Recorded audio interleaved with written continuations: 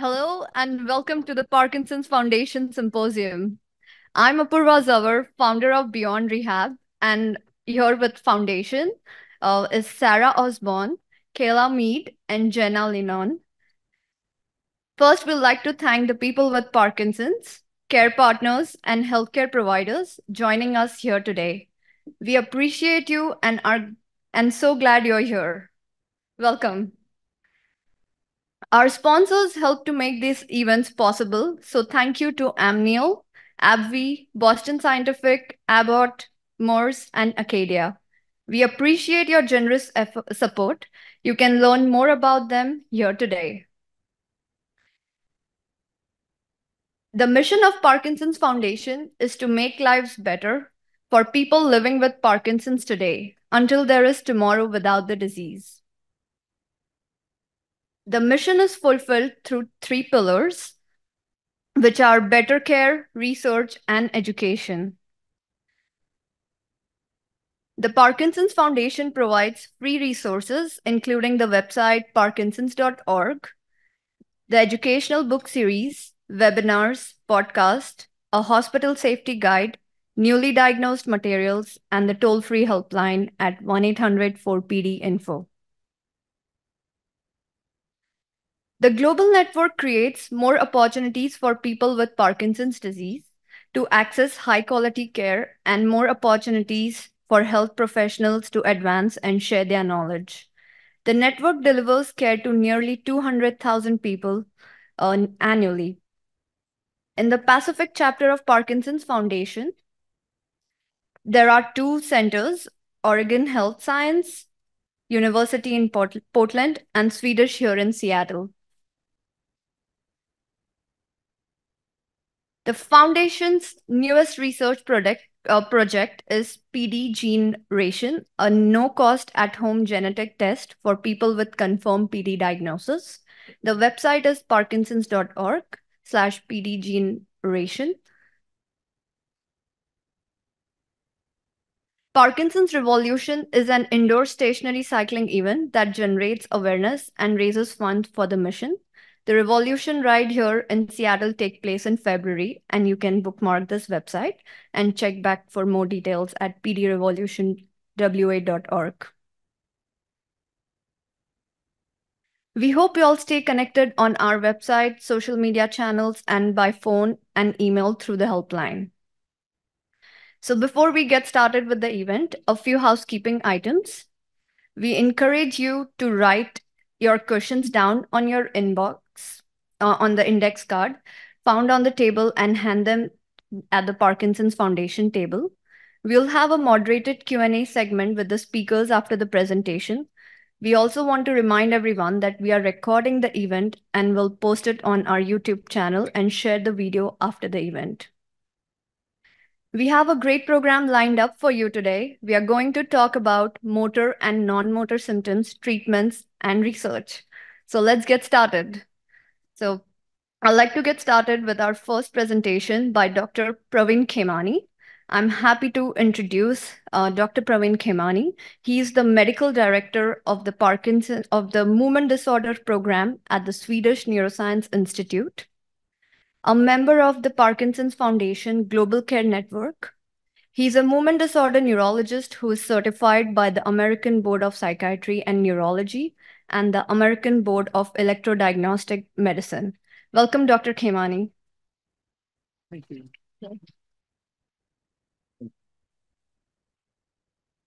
Thank you. Good morning, everyone. It's great to be here. Thank you, Parkinson's Foundation, and thank our sponsors over here for supporting us, and thank you all, most of all, for giving us your time and attention. I'm hoping that this distance from the mic is working for everyone in the back, so I will try not to lean too much into it. So that's great. All right, let's get started. So I have the honor of presenting this topic, non-motor symptoms in Parkinson's disease. When I was training in neurology back in the day, we really didn't talk about non-motor symptoms, maybe psychosis a little bit. There was not a lot of awareness. And over the past 20 years or so, rightfully so, We have recognized non-motor symptoms as an integral part of the Parkinson's disease clinical journey, to be recognized and to be treated effectively because they impair quality of life. So I thank Parkinson's Foundation for inviting me to present this lecture. These are some of my disclosures. The overall goal of this talk and the entire symposium here is to raise awareness of both motor and non-motor symptoms of Parkinson's disease. The specific objectives of my talk are to identify non-motor symptoms of Parkinson's disease, which are well known by everybody, but I still want to go through the list of the symptoms, and that'll help us identify which ones we need to prioritize in terms of our treatment and the cause of these symptoms. The second objective is to discuss both pharmacological and non-pharmacological treatment for non-motor symptoms. The third, and I think the most important objective, is to appreciate the importance of a multidisciplinary, integrated team approach in the treatment of Parkinson's disease, both motor and non-motor symptoms. We all know that Parkinson's disease, at its core, is due to a disruption of dopamine in the brain, which is responsible for the motor symptoms of Parkinson's. This particular cartoon over here shows these two cells or neurons communicating with each other by these tiny little molecules, which are supposed to represent, if I can find my cursor here, there we go, which are supposed to represent little packets of dopamine. This relay of dopamine from one neuron to the other is really critical for the production of movement, any movement. And a disruption in this relay causes abnormal movements or lack of normal movement. But we don't pay attention to the other neurotransmitter pathways that are also disrupted in Parkinson's disease. And these pathways include other neurotransmitters. And these include norepinephrine, serotonin, acetylcholine, GABA, glutamate, and a whole host of other neurotransmitters, which are also important to regulate bodily function. And that's why Parkinson's disease is not just a disorder of dopamine, but of many other neurotransmitter systems and many other pathways. Sorry. I suppose I can use this here. Right. Can we use this too? There we go. One of the most important lines of evidence for non-motor symptoms being a part of the Parkinson disease spectrum is the prodrome of constipation, decreased smell, and REM behavior disorder that can occur years before the motor symptoms occur. And these three symptoms are not necessarily linked to the dopaminergic pathway. Clinically manifest Parkinson's disease is still in 2024 diagnosed by identifying the cardinal motor symptoms of Parkinson's disease, which include tremor, stiffness, and slowness. But at the same time, if you take a good history and perform an examination, you recognize that there are lots of non-motor symptoms when people are clinically diagnosed with Parkinson's disease. So in conclusion, what I'm trying to say here is Parkinson's disease is a multi-systemic disease. It involves both the motor and non-motor features. And why is this important to understand? And why do I sound like a broken record? Is because when we are designing treatments for Parkinson's disease, we keep motor symptoms front and central. But it is very important to recognize that while we are treating motor symptoms, those same therapies should be effective for non-motor symptoms. And I know that's being done, but it's very important to emphasize because it's not every treatment can treat motor and non-motor symptoms similarly. And this This is specifically true for the disease-modifying agents that are being studied today. This picture is very difficult to read, but I put it up here just for illustrative purposes. It shows the various parts of the body that can be affected by both motor and non-motor symptoms. The brain, of course, the eye, there are visual changes in Parkinson's. We already talked about smell, the olfactory pathway is affected, the mouth area is affected, excessive salivation, lack of salivation. Cardiovascular dysfunction is common in Parkinson's disease. It manifests as labile blood pressure up and down and hypotension. There is a lot of GI distress in Parkinson's due to a dysmotility of the stomach and the colon. And there are problems with bladder control and sexual dysfunction. This is a list of all the non-motor symptoms that I typically see in my clinic, but this list is not exhaustive, and I'm not going to be able to talk about every symptom on this list because we have some time constraints. It is important to recognize that all of these symptoms impair quality of life significantly, and also important to recognize that not every symptom is present in every person at the same time. So that's also important to recognize that, I don't want you to leave here fearful that you may develop a symptom that you don't have yet. So the risk is not absent. There is a special set of symptoms that falls under the category of autonomic dysfunction. These include cardiovascular, gastrointestinal, genitourinary, sexual, and thermoregulation. These are what you would call automatic functions of the body. And the autonomic pathway, unfortunately, is also disrupted in Parkinson's disease, and we will be talking about some of these symptoms momentarily. This graph, again, difficult to read, simply illustrates the impact of non-motor symptoms on quality of life. There are some symptoms that impact quality of life more than others, and they're listed up top. Cognitive symptoms, behavioral issues, neuropsychiatric issues have a specific and somewhat of a greater impact on quality of life of the patient and the caregiver. But this is at the population level. When the patient comes into the clinic, every symptom that they're having becomes relevant. So let's start with autonomic dysfunction.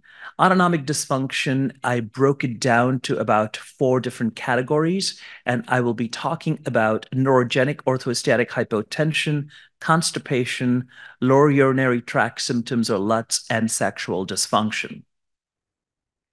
Neurogenic orthostatic hypotension is fairly ubiquitous in Parkinson's disease. It's not always symptomatic. The most common clinical manifestation of neurogenic orthostatic hypotension is lightheadedness. However, lightheadedness and dizziness being the most common manifestation, there are other symptoms that we look out for that are not common, but they may signal neurogenic orthostatic hypotension, and they include complaints like brain fog, not being able to think clearly, or balance, falling, and a peculiar body ache around the shoulder and the neck area called the coat hanger headache or coat hanger pain. And that's common. So when we hear these symptoms, or when we elicit history and we recognize these symptoms, there is a clue that, oh, this person could be suffering from neurogenic orthostatic hypotension. Now, how do we confirm it? Objectively, neurogenic orthostatic hypotension is confirmed by measuring the blood pressure in the supine state when you're laying down, and also measuring the heart rate in that state. The patient lays down for 2 to 3 minutes and then measure the blood pressure and heart rate when they're standing up and look at the difference between them. Neurogenic orthostatic hypotension is defined as a 20-point drop in systolic blood pressure upon standing, or a 10-point drop in the diastolic, the lower number, upon standing, without an increase in heart rate of greater than 15 beats per minute, because of the denervation of the cardiovascular system through because of Parkinson's disease. The very first step in the treatment and evaluation of neurogenic orthostatic hypotension is to measure it and confirm it.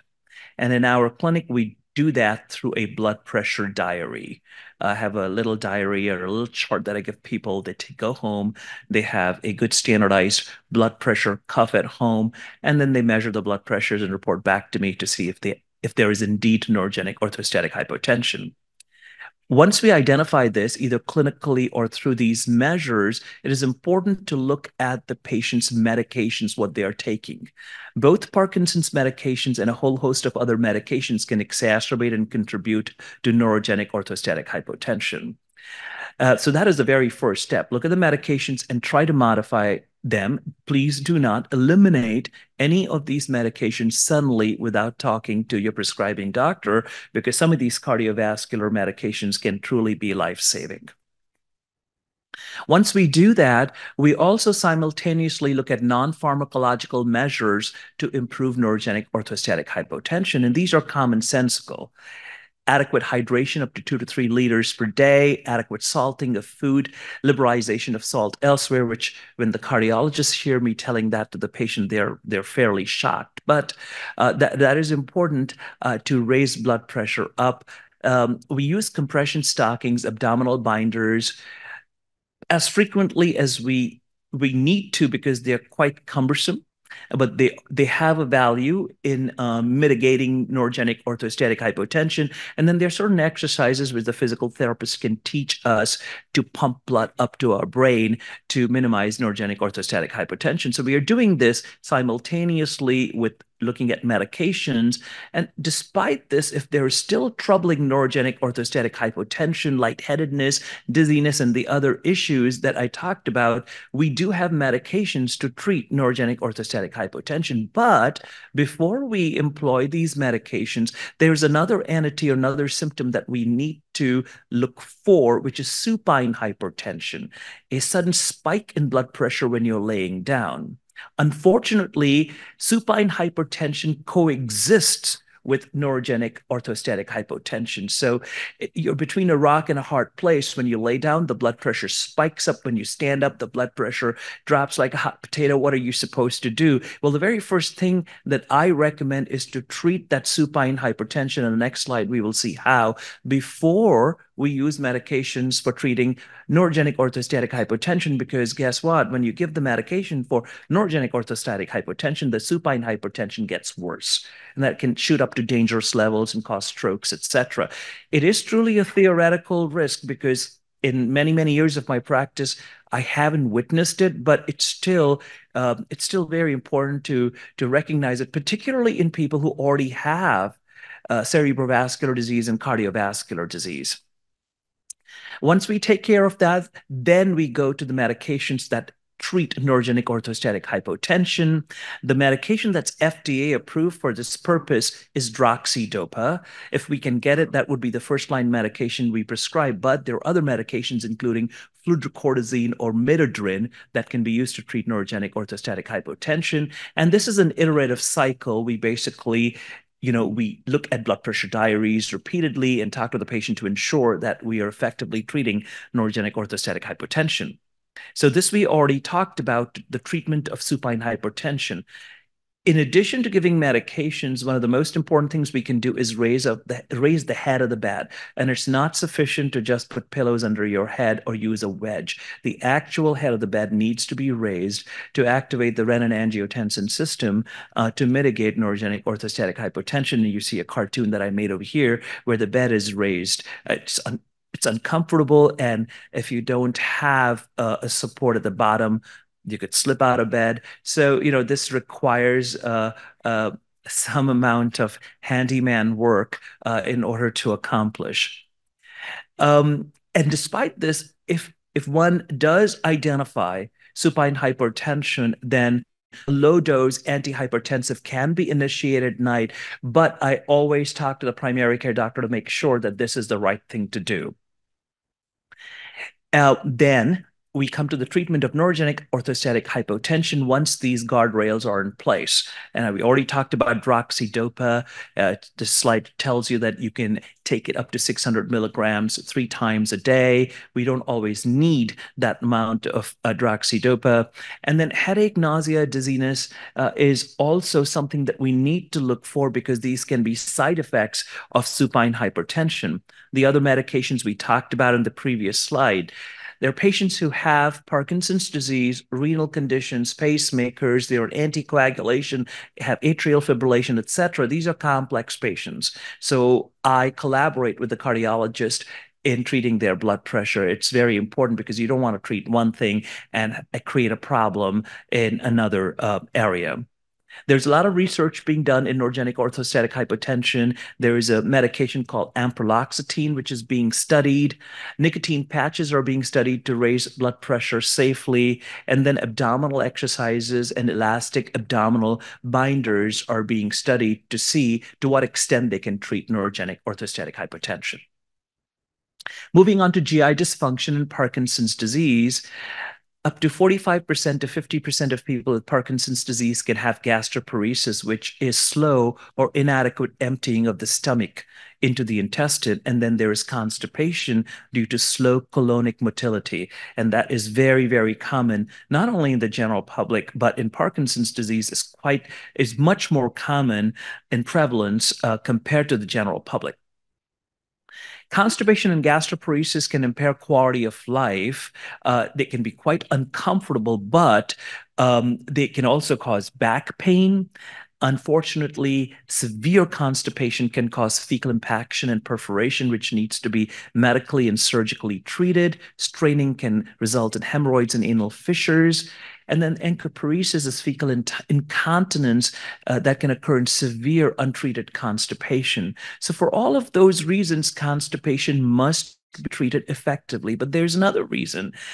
Untreated constipation or slow colonic motility or gastroparesis can result in poor absorption of levodopa and worsening motor function because Sinemet and other oral medications have to travel from the mouth down the esophagus into the stomach and then to the jejunum to be absorbed. And if that pathway is not working well, then medications are not going to get to the place where they need to be absorbed. Why does constipation occur in Parkinson's disease? There is a couple reasons. One is that alpha-synuclein causes havoc in the myenteric plexus or the enteric nervous system. The autonomic nervous system has 3 arms: sympathetic, parasympathetic, and this nebulous enteric nervous system, of which we know very little because it's very complex. But that begins to degenerate, and that nervous system, which is located next to our gut, is responsible for the movement of the gut.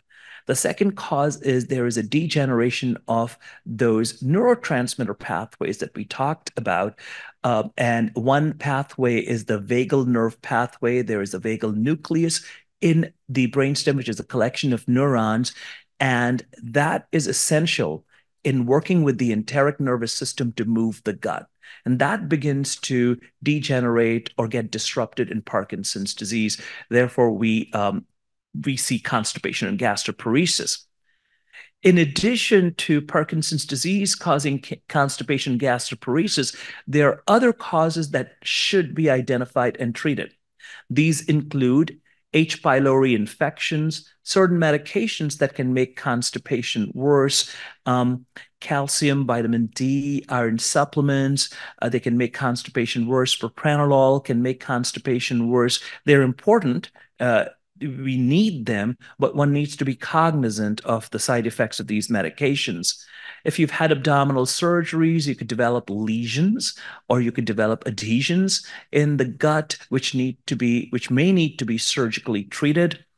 So those are structural lesions that should be investigated. There are several other conditions that can cause gastroparetic disorders or slow emptying of the stomach, and one of the most common ones is diabetes. So that needs to be treated effectively as well. Malabsorption syndromes include gluten sensitivity, celiac disease, which can coexist with Parkinson's disease and worsen gut function. That needs to be treated separately if present. And then dysbiosis, which is an abnormal overgrowth of the gut microbiome in the small intestine. That itself can cause constipation and gastroparesis and may need to be treated separately. This here shows a picture of a levodopa pill, a carbidopa levodopa pill, which this person has swallowed, and it's still stuck in the stomach 2 to 3 hours after swallowing it. So this hasn't made its way to the jejunum. So what's going to happen? The person's not going to get any benefit of their motor symptoms, and there's going to be wearing off. So this is one way in which, as I'd alluded to, that defective gut motility can impact motor symptoms as well. This is a busy slide. It shows a panoply of medications that we have to treat constipation. Not every medication or every drug works for everyone. Bowel regimen is usually a hit or miss, a trial and error game. Improving gut flora through prebiotics and probiotics is a simple measure. A lot of times I'm asked, well, which prebiotic should I use or which probiotic should I use? There hasn't been a study of a specific probiotic, so whatever you can get your hands on, which is affordable, is okay to use.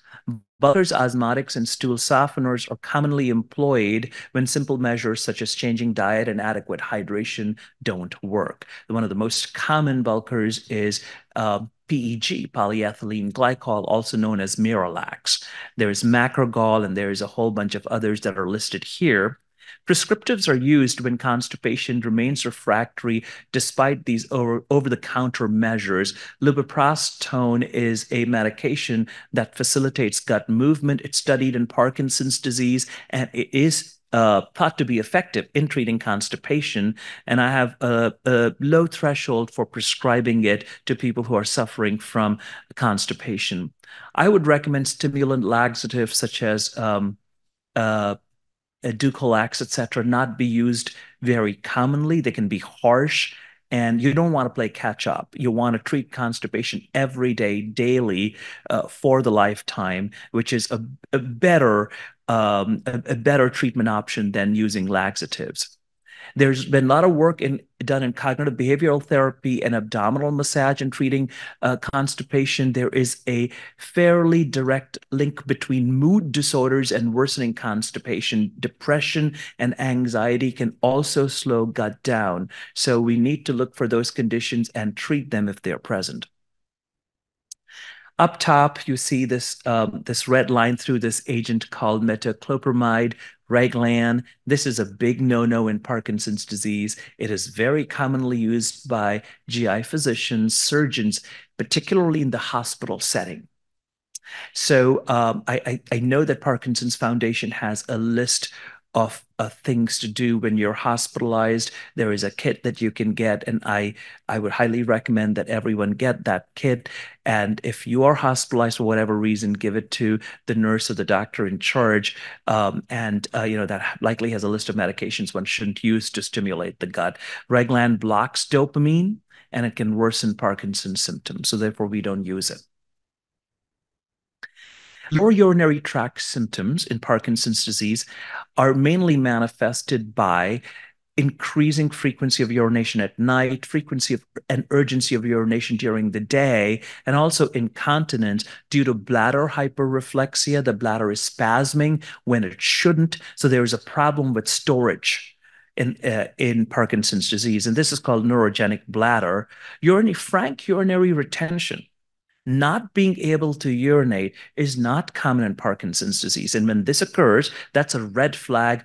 That's an emergency condition. One must get to the emergency room to see what's blocking the passage of urine. In men, it could be a very enlarged prostate. There could be tumors, etc. There's another medical condition called multiple system atrophy that causes urinary retention. It looks like Parkinson's disease in the early stages, but Parkinson's disease by itself does not commonly cause urinary retention.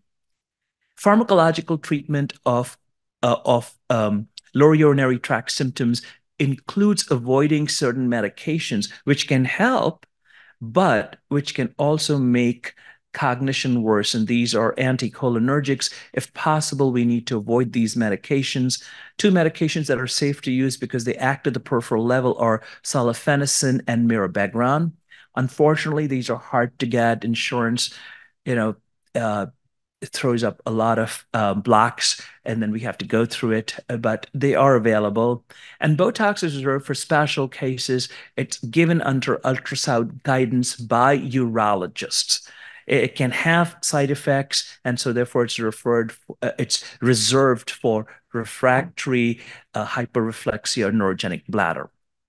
There are other methodologies that I'm not going to talk, which include spinal cord stimulators, etc., in very, very severe cases. Neurorehabilitation through Kegel exercises has shown to improve incontinence due to certain causes of neurogenic bladder. And then behavioral changes, of course, include commonsensical things like know where the bathroom is, and or don't drink a ton of fluids after 7 or 8 p.m. so you don't have to get up several times at night. It's not always possible, but some commonsensical measures to prevent frequent urination, frequency, and urgency. Sexual dysfunction is common as people age, but it is much more common in Parkinson's disease due to autonomic dysfunction. The sexual system is controlled by the autonomic nervous system. In men, it can manifest as erectile difficulty, problems with ejaculation, anorgasmia, and in women, vaginal dryness, decreased libido, and anorgasmia. Again, these problems are not specific to Parkinson's disease, but they are much more common in the PD cohort.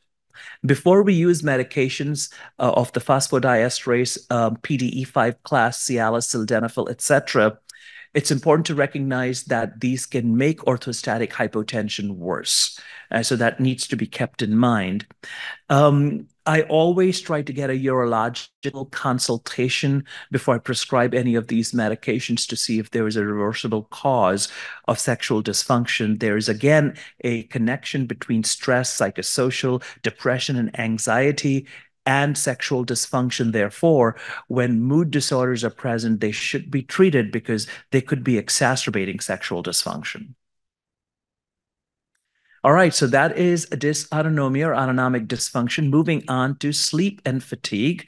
Sleep problems are very common in the world, but again, much more common in the Parkinson's disease population. They include obstructive sleep apnea, sleep fragmentation, and insomnia, restless leg syndrome, and periodic limb movements, REM behavior disorder, and excessive daytime sleepiness. I'm sure there are others, but these are the most common sleep disorders we see in our movement disorders clinic. When someone complains of a sleep-related issue, again, the first thing to do is to look at medication. Parkinson's medications themselves can disrupt sleep. Patients tell me that if they take their carbidopa-levodopa too late at night, they can get vivid dreams or their REM behavior disorder can get worse. And for some people, it doesn't matter. So it works differently in different people. Anticholinergic medications I talked about, which are given for bladder control, can make sleep symptoms worse, and antidepressants as well. Again, you can't do away with all these medications. You can't stop carbidopa-levodopa to treat sleep, obviously, because then you wouldn't be able to move. And so therefore, one needs to be very judicious in giving these medications or scheduling these medications during the day. Benzodiazepines such as clonazepam and Valium and Xanax can be used as stopgap measures or for a short duration to treat sleep, but excessive benzodiazepines can also disrupt sleep in the long run. Anticholinergics and antihistaminergics such as Benadryl are also good only for short-term use for treating insomnia. And antipsychotics should never be used in Parkinson's disease. So if anyone is trying to give a Parkinson's disease patient a medication like Abilify, which is truly very effective in improving sleep, don't take it because it can make Parkinson's symptoms pretty bad. Non-pharmacological symptoms include weight loss if someone has a high body mass index, because that is correlated to obstructive sleep apnea. Sleep hygiene is important. For instance, if you're sleeping really early and getting up really early, or you're sleeping really late and then sleeping through the morning, so you're missing your medications, exercise is actually proven to improve sleep quality. Light box therapy, particularly in the Pacific Northwest, has its own utility in treating excessive daytime sleepiness, and cognitive behavioral therapy for insomnia is is helpful, but it's not readily available.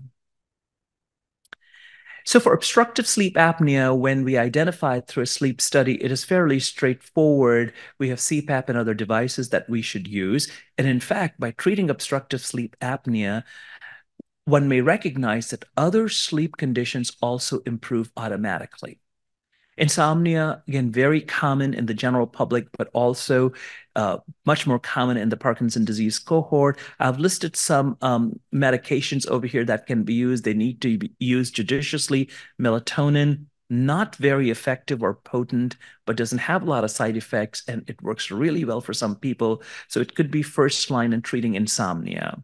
REM behavior disorder. What is REM behavior disorder? Acting dreams out when we shouldn't be. When we are dreaming and REM sleep, our bodies need to be still. But in Parkinson disease, due to a disruption of certain pathways in the brainstem, the patient acts their dream out. Arms move, legs move. Sometimes a bed partner is hit. Sometimes a patient injures themselves by knocking over a lamp or falling out of bed. So it should be treated. And when it gets severe, melatonin is first line, or then clonazepam, which can be used in small doses to treat REM behavior disorder.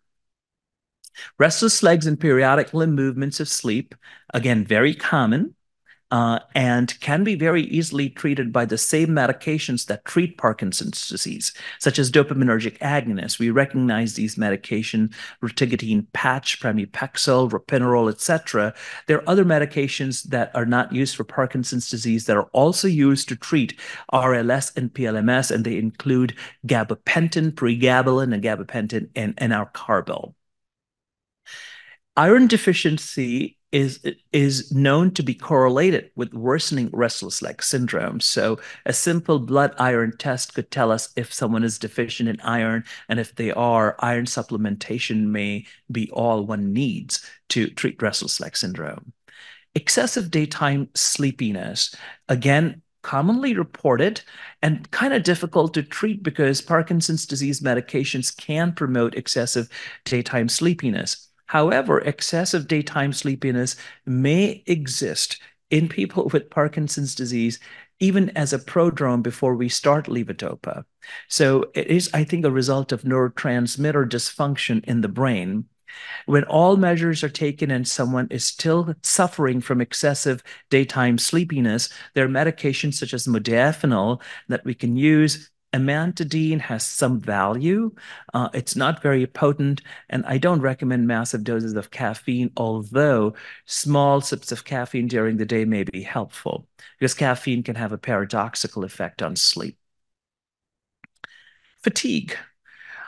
Again, common and very difficult to treat. I would like to define fatigue. It's not easily defined. It is the sense of exhaustion, complete lack of energy, and lack of physical endurance, despite best treatment of Parkinson's disease motor symptoms, despite best treatment with levodopa. And it can be quite problematic. So first, we need to look for other causes of fatigue. Parkinson's disease is a very important cause of fatigue in people who have Parkinson's disease, but so is thyroid dysfunction, anemia, etc. So it is important to do our due diligence and have the primary care doctor test for some of these conditions. A sleep study can be done if there is indication of a sleep disorder, but fatigue can exist without having a coexistent sleep disorder. Oops, sorry. There we go. Pharmacological options for treating fatigue include optimization of Parkinson's disease medication. Under treatment with levodopa can cause fatigue. Neurogenic orthostatic hypotension can cause fatigue. So we need to look for these issues. Rasagiline has been shown to improve fatigue in small cohorts of people. And then there are other medications that are not as potent that we can employ in small measures depending upon the extent of fatigue, and they're listed here. Non-pharmacological treatment, which is employed at the same time as pharmacological treatment, includes exercise, which has actually shown beyond doubt to improve fatigue.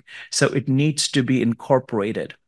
Behavioral therapy has also shown to improve fatigue. So when available, I would highly recommend one use it. It may decrease the number of medications one needs to take to treat fatigue. Moving on to neurocognitive and neuropsychiatric symptoms, I've listed the most common symptoms that we encounter here, encounter in the Parkinson disease clinic: mild cognitive impairment and dementia, mood disorders, apathy, impulse control disorders, and psychosis. Mild cognitive impairment and dementia are very common in Parkinson's disease, but I want to take a step back. They're not the same. Mild cognitive impairment is mild cognitive impairment, which does not interfere with activities of daily living, occupation, socialization, etc. It is more common than frank dementia and Parkinson's disease, which occurs in about 20 to 30% of people and not early on in the disease. The medications that are used to treat both mild cognitive impairment and dementia are the same medications we use in Alzheimer's disease.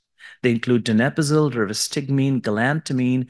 These medications increase the amount of acetylcholine in the brain. Rivastigmine particularly has actually been studied in Parkinson's disease and has been shown to be effective.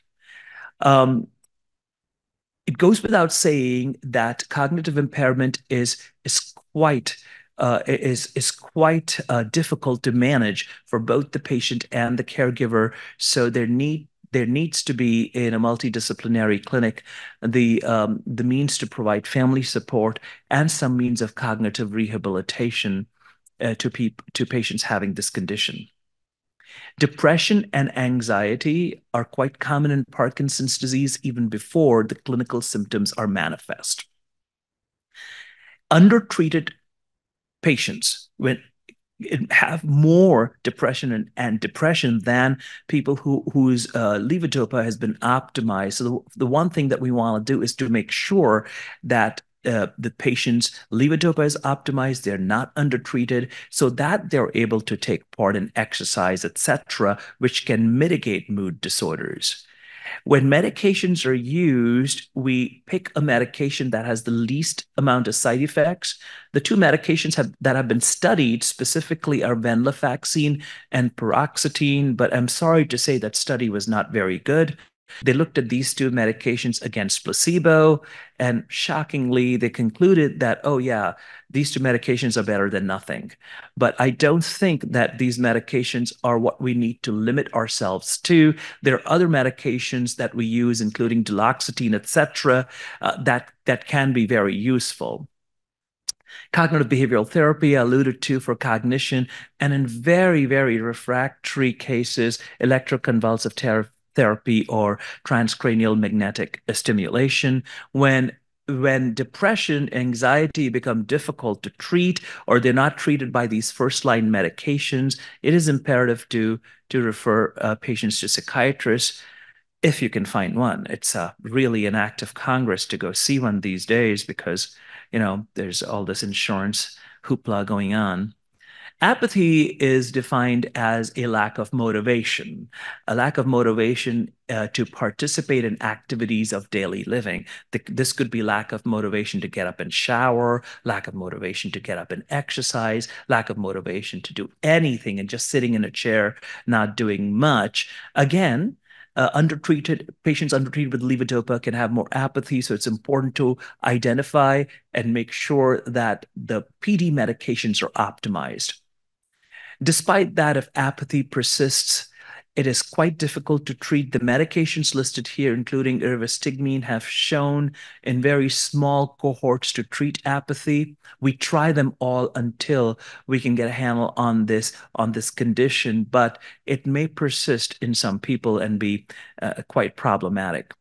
Impulse control disorders are identified as, or they manifested as doing something compulsively because there was a disruption in the reward circuit in the brain. We thought that Parkinson's disease medications were the only cause of impulse control disorders in patients with Parkinson's disease, but studies have shown that even before levodopa is initiated, impulse control disorders are more prevalent in the PD population than the general population.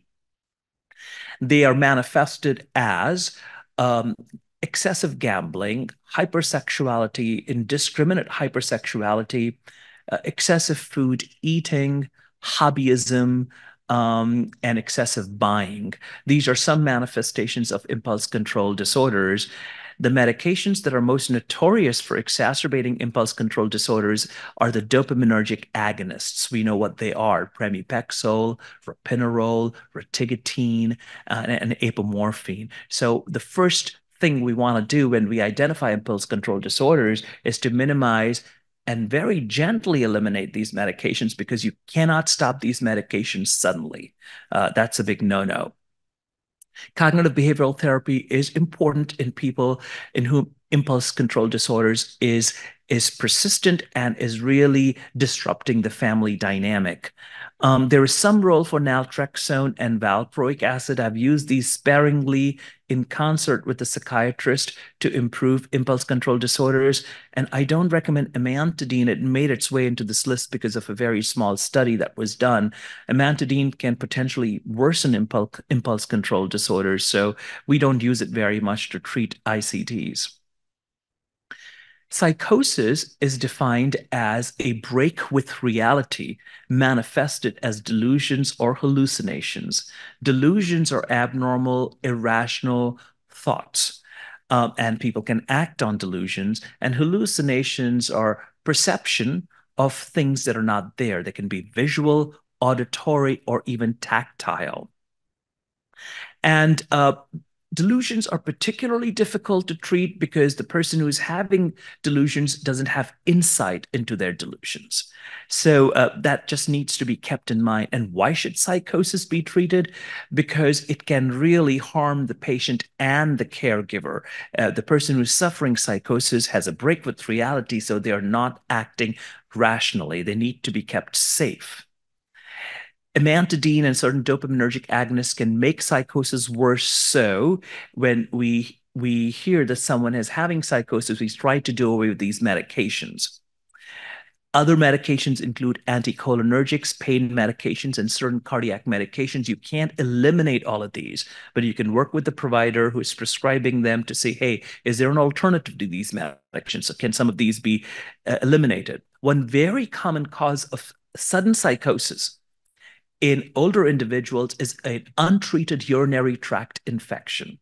So when we hear about psychosis from our patients, one of the very first things we want to do is to do a urinalysis and see if there's a urinary tract infection, because treatment of the urinary tract infection can eliminate psychosis. There are medications that have been designed to treat psychosis. When despite these measures, it is persistent. The FDA medication, which is very well tolerated, is pimavanserin. It doesn't affect the dopaminergic pathway, so therefore it doesn't worsen Parkinsonian symptoms. It has some effect on the heart, so an EKG might need to be done in people who have cardiac issues. Quetiapine has been around for a very long time, and that can be used to treat psychosis as well. And clozapine is very effective, but the problem with clozapine is you need a particular license to use clozapine, and it can be quite overwhelming because a blood test is needed every week in order to continue taking the medication. So it's not prescribed very often. The same medications that are prescribed to treat Alzheimer's disease can be effectively treated. It can be effectively used to treat psychosis as first-line agents, but you have to be careful using these medications if someone has a low heart rate, hypotension, or low blood pressure, anorexia, or gastrointestinal motility problems. Needless to say, psychotherapy and caregiver support are absolutely critical in psychotic disorders or psychotic episodes. All right, last stretch. We talk about pain, last but not the least. Pain is very common throughout the world, but there are certain kinds of pain that are particularly aggravating in Parkinson's disease. The various types of pains are musculoskeletal pain, which occurs in joints and muscles. This is by far the most common pain in Parkinson's disease. Dystonia is an abnormal twisting and turning of a limb or the head and neck, and that can be a cause of pain. Neuropathic pain is usually due to neuropathies. It's more common in diabetes. So if someone has Parkinson's disease and diabetes, and they're having numbness, tingling, burning in their feet, then one needs to be tipped off to the fact that there could be a neuropathy, which can be treated.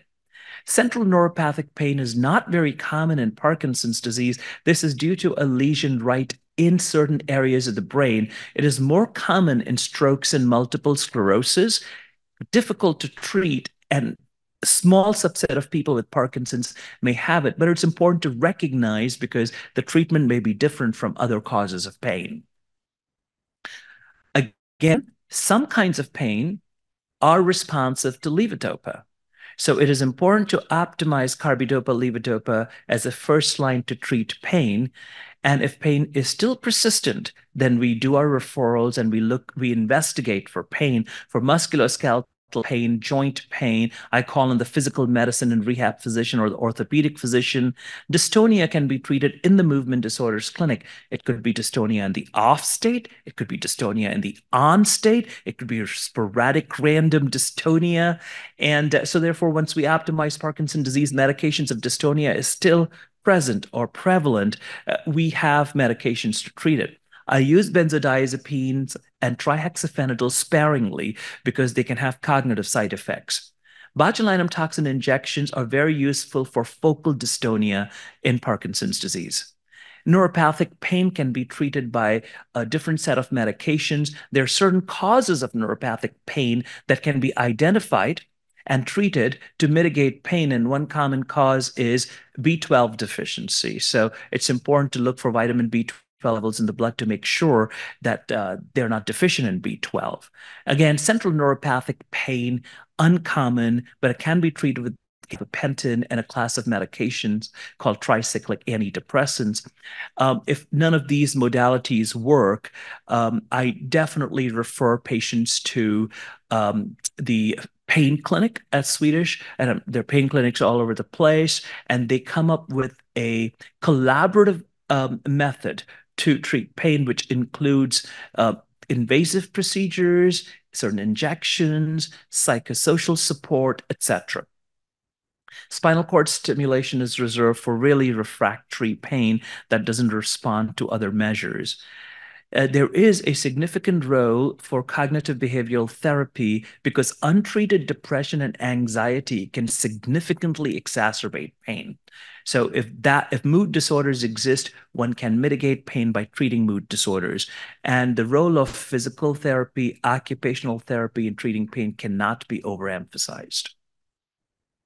So that's a quick overview of non-motor symptoms. And I think I have a couple minutes to discuss a case. Is that okay?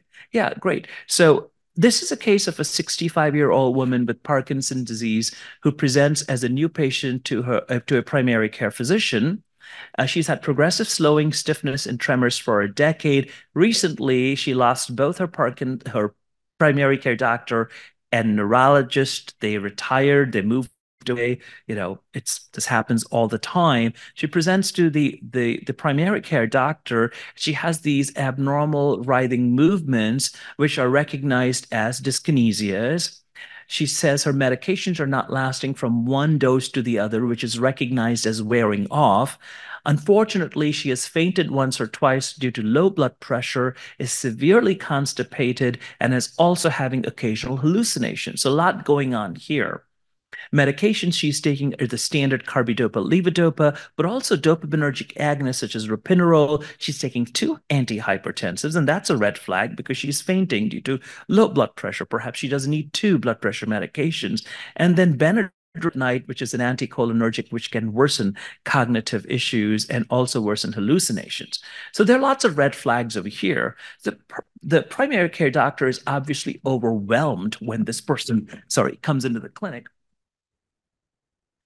because it takes forever to get to see a neurologist or a movement disorder specialist. But there's a lot that can be done in the primary care's office before the patient sees the neurologist or the movement disorders, while the a consult is made to the movement disorders specialist or neurologist. Many things can be done in the primary care setting to improve quality of life for this person. Rehabilitation can be ordered, physical, occupational, speech therapy. The patient can be given a contact of a social worker if they don't have psychosocial support, and then health literacy, which we gain from attending conferences and webinars as this, which is really critical to family members to let them, take care of their loved one effectively. Non-motor symptoms can be very effectively treated by not using certain medications that we typically use for other cases of psychosis, such as schizophrenia, schizoaffective disorder, etc. There are certain medications which are a big no-no, which should not be given. So that's actually a non-treatment, but it is still important. Fainting. Primary care doctors can treat fainting due to low blood pressure. They can adjust antihypertensive medications, and constipation can be treated by primary care doctors. So, the reason I'm talking about all of this is I'd like everyone here to be empowered to ask your primary care doctors, hey, this is bread and butter. Treat me for these while I'm waiting for the movement disorder specialist. I don't like the standard reply, oh, it's due to Parkinson's disease, so I can't do anything for you. That is a cop out. You can treat constipation in Parkinson's disease like you can treat constipation in any other condition. You just don't use Reglan. So there's a lot that primary care doctors can do while the patient is waiting, and I would like you guys to be aware of that. What about research? We are at the last stretch, so I'm not going to go through this entire slide, but it is really heartening to recognize that there is a lot of research going on in the treatment of non-motor symptoms, which was not happening about a decade ago.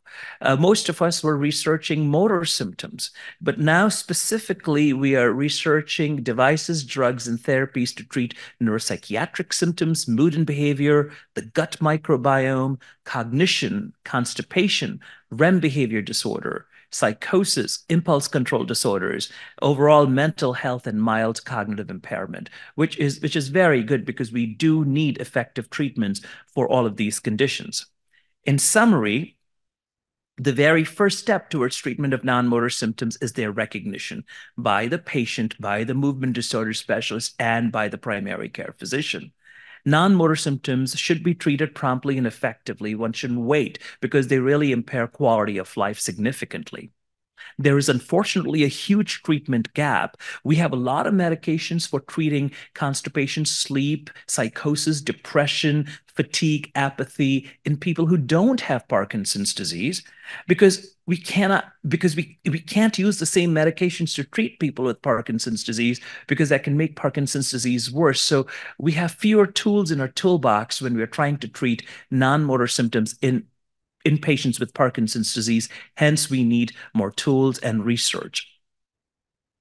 And most importantly, multidisciplinary and interdisciplinary treatment of non-motor symptoms is imperative to improve quality of life. The neurologist, the movement disorder specialist should partner with their colleagues in primary care and other specialties. They cannot do it on their own. They don't have the time, neither the expertise to treat every non-motor symptom, particularly in complex cases. Primary doctors should coordinate care and be able to treat non-motor symptoms, so the patients should be empowered to ask the primary care doctor to treat their non-motor symptoms effectively.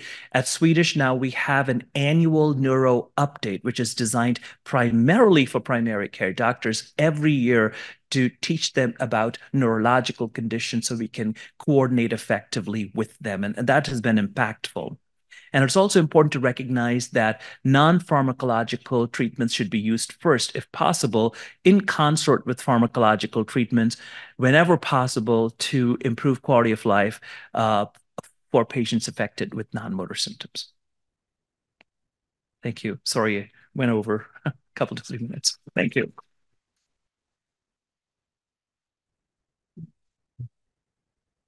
Happy to take any questions if there are.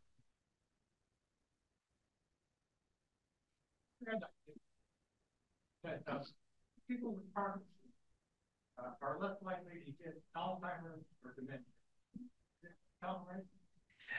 People with Parkinson's are less likely to get the kind of dementia that people with Alzheimer's get. But people with Parkinson's disease are more likely to get dementia than people either without Alzheimer's or Parkinson's disease. So there is a higher prevalence of dementia in Parkinson's disease due to mild cognitive impairment and this alpha-synuclein protein affecting the memory centers of the brain. It happens much later, and the dementia is of a different kind than Alzheimer's disease. Yes.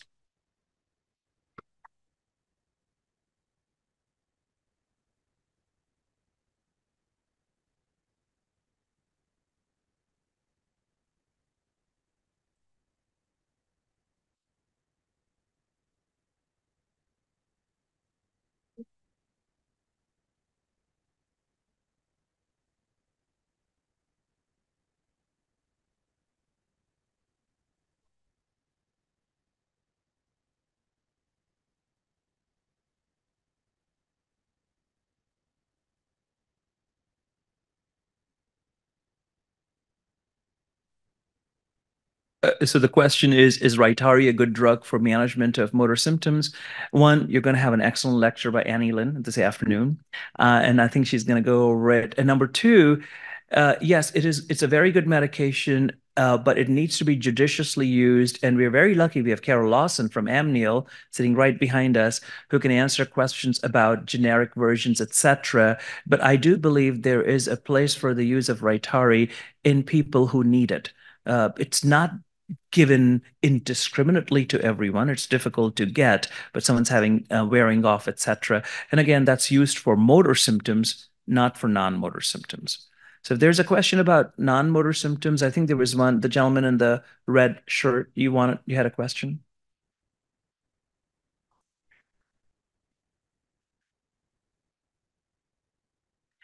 Cancer and other medical conditions can make Parkinson's symptoms worse. Not only the cancer, but the chemotherapeutic drugs. There is a kind of Parkinson's disease which we are now beginning to recognize, in which the patient not only has Parkinson's disease, but may have heart disease, cancer, other conditions. It's called multimorbid Parkinson's disease, where many things are going on.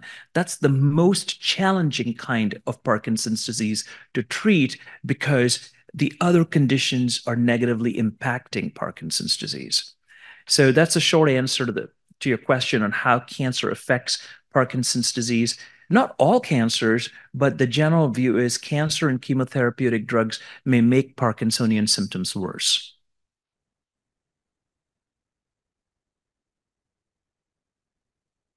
The long-term effect of there is no lasting long-term effect of levodopa because it's washed out of your system in 2 to 3 hours. It doesn't affect kidneys, liver, etc. There is no such permanent damage. When enough neurons are lost in the brain, levodopa can cause dyskinesias. But when you reduce the levodopa, then the dyskinesias goes away. So there are no permanent side effects of levodopa, carbidopa levodopa. Thank you. I'm going to actually encourage everybody to write your questions on the cards. I'm not sure if you're able to stay for Q&A, but yeah, we have index cards on the table. Please, I know I always think of questions after I've processed a little, so feel free to use those cards. And again, huge thank you to Dr. Khemani for his time today. Thank you so much. Thank you. Always an amazing speaker every time we hear from him. So thank you. Oh, no worries. Thank you. Okay, so we are going to have a little bit of a stretch break while the food is being brought to you. So if everybody has those little lunch tags, you can just put them right in front of your place setting and they're going to come around and serve you. And during that, we are going to hear from Jennifer Alex. Let me get you queued up here. A little bit about exercise, and we're going to do a break. Again, I want to remind you, write your questions on the index cards. Visit the tables. We have cards on there to talk to each other during lunch. So yeah, we will have a break and then we'll see you back after the exercise break, we will see you back.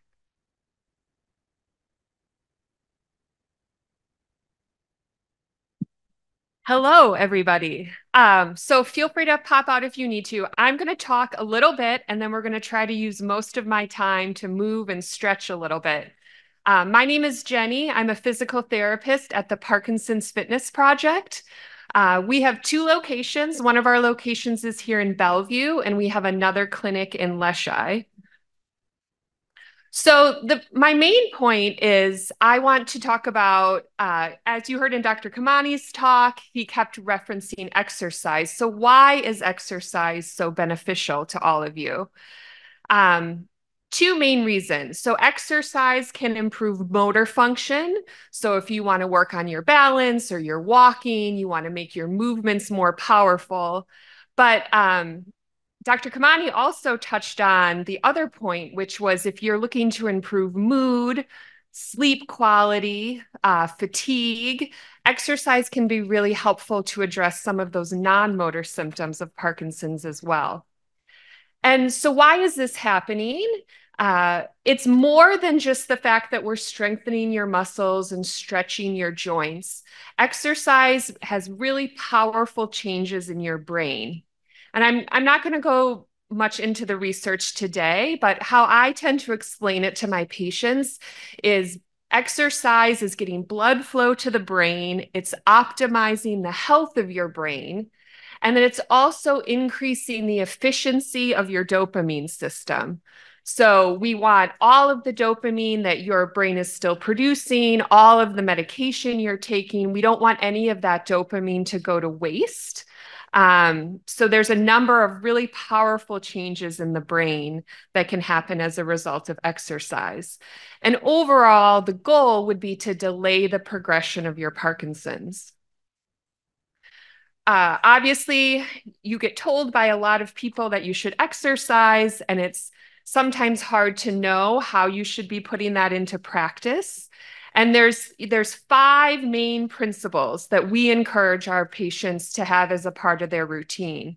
So the first is intensity. So doing something that's getting your heart rate elevated, getting a little short of breath, getting a little sweaty. And so we really try to meet patients where they are. If you're somebody who isn't exercising, you just might have to start with going for regular walks. But let's say you already are walking a few times a week, trying to add hills or stairs or power walking intervals, sneaking in things that get that heart rate elevated is really important. The other main principle is amplitude, so training bigger movements. Again, how I explain this to patients is, as a physical therapist, I can't take Parkinson's away, but I can keep it from taking over. So if you're not swinging your arm as much when you walk, we want to do exercises that sort of get that arm moving and recalibrate those bigger movements so that you don't get smaller and stiffer with your movements. The other thing to think about is complexity. So incorporating exercise that requires mental engagement and cognitive challenge. how I think about this is, if you were just to do some bicep curls with a dumbbell, that's not super cognitively stimulating. But if you were to go to a dance class or a boxing class, that forces you to engage a little bit more in the exercise, and that's super beneficial. The other principle is function. So when you're designing exercises, we want to keep in mind things that you might struggle with because of your Parkinson's.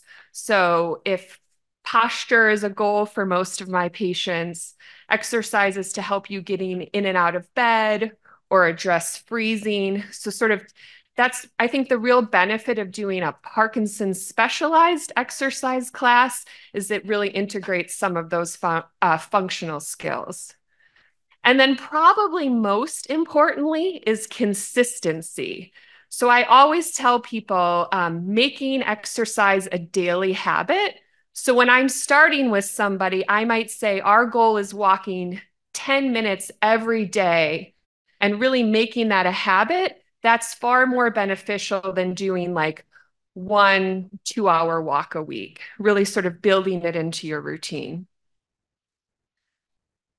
So what I recommend to people is if you're struggling on where to get started with exercise, or if you're doing things but you're not sure if you're doing enough, really building your Parkinson's team. So as Dr. Khemani mentioned, optimizing your medications.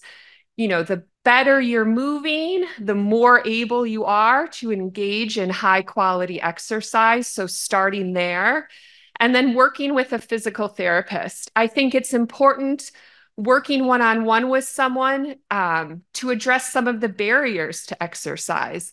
You might have pain, or you might have trouble fitting it into your routine, or you might not be very motivated. So I think sitting down with someone one-on-one to work through some of those barriers is really important. And then, our main mission at the Parkinson's Fitness Project is establishing accountability and being a partner to people. So whether that's a PT, a spouse, hiring a trainer, joining a class, I think not going it alone with exercise is really important. And we see the Parkinson's or the exercise team. A physical therapist is a part of your team, sort of using those insurance benefits for one-on-one physical therapy, but then finding something in the community. So like I said, a trainer, a class, something to maintain your exercise routine in between those skilled PT sessions. So we're going to move around now, but just to let you know, so some of the services we offer. So like I said, we have clinics in Leschi and Bellevue. We work with patients one-on-one using their insurance. We also offer private pay, personal training. And then we have the Daily Dose program, which is a virtual exercise platform. And so there's some flyers over there if you're interested. And feel free if you have questions. I know the talk portion of this was pretty brief. So here's my email or phone number. Please don't hesitate to reach out because we have lots of partnerships with classes in the Seattle area. But now we're going to move. So you are going to need to spread out because we're going to do big movements. So we're going to start in sitting.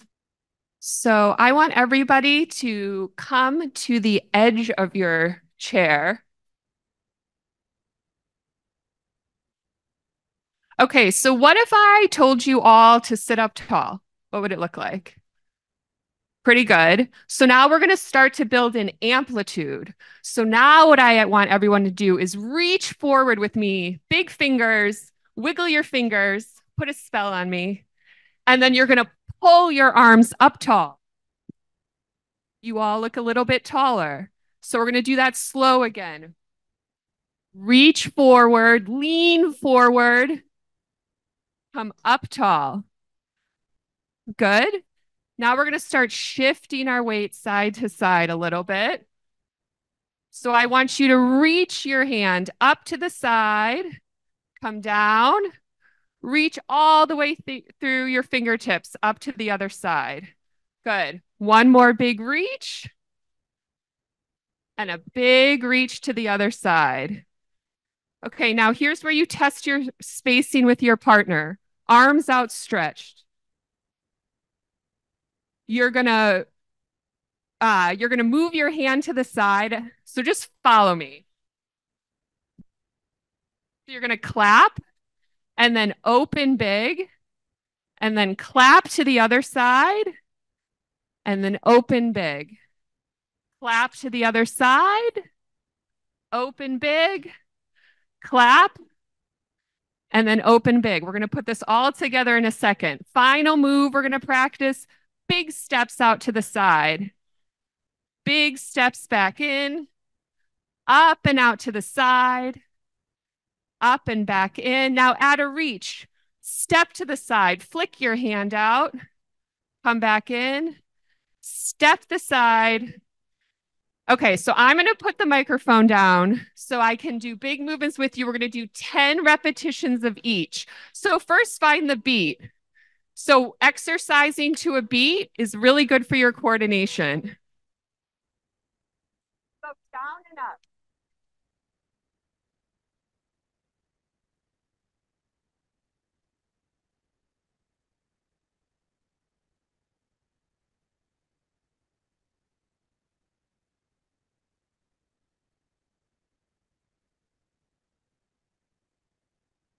Eight, nine. Now we're going to reach to the side. So come down, reach, down, 2, down, 3, down, 4, down, 5, down, 6, down, 7, down, 8, down, 9. Get ready to clap.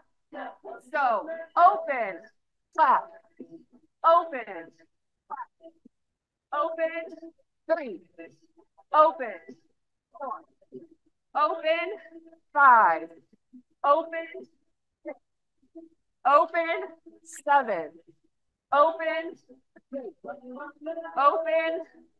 We're going to get ready to step.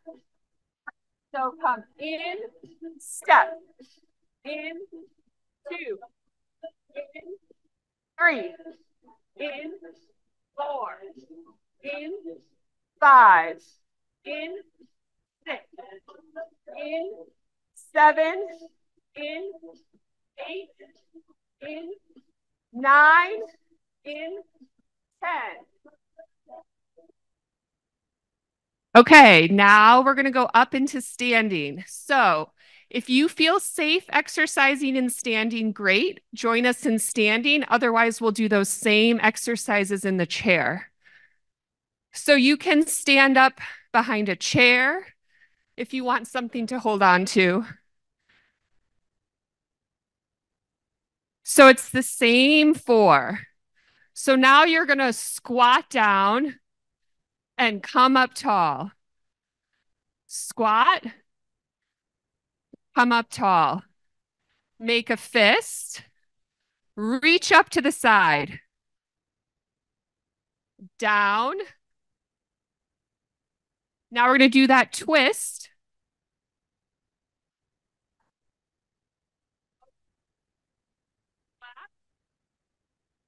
Okay, and now the step in standing. I'll let you all start to the right. So big step to the right.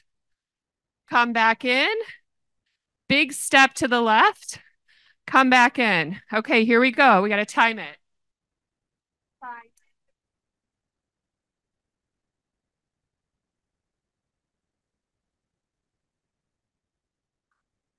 Down. 1.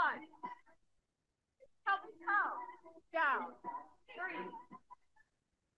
4. 5. 6. 7. 8. 9. We're going to reach up to the right. So come down. 1. Down. 2. Down. 3. Down. 4. Down. 5. 6. 7.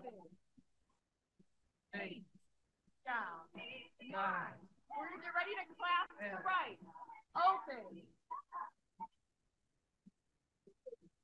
Open.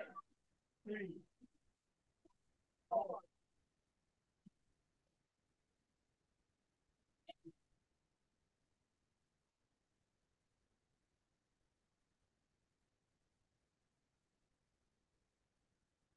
Come in. Step. 2. Ooh, pause. We'll pick up the steps for the next song. Oh, you catch food. Okay. Okay, so go eat. After, are you gonna go? Okay. Okay, thank you, Jen. Okay, so briefly, so you got saved from one song, but thank you. So big movements. Hopefully you're tired, but you're feeling a little bit more awake now. So thank you all, and feel free to reach out to me if you have questions. Okay, I hope everyone has enjoyed lunch or is enjoying lunch. We are going to welcome Dr. Anny Lin to the stage. Yes, for sure. Okay, Anny Lin is a board-certified movement disorder neurologist at the University of Washington. And then also joining her is Benjamin Grannon, MD, who's a neurosurgeon at UW. Their full bio is actually in your program if you'd like to read more about them. And welcome, Dr. Lin. Hello, everyone. I am Anny Lin, and I am a movement disorder neurologist over at University of Washington. And I will be talking to you about the motor symptoms. Am I too close or am I too far? It feels like it's moving it a little bit, maybe. All right. So Parkinson's disease, as we all know, it's a very, very common disorder. Worldwide, the prevalence is about 0.3%. And then the prevalence of Parkinson's disease gets higher and higher over time as you get older, as age is one of the biggest risk factors for developing Parkinson's disease.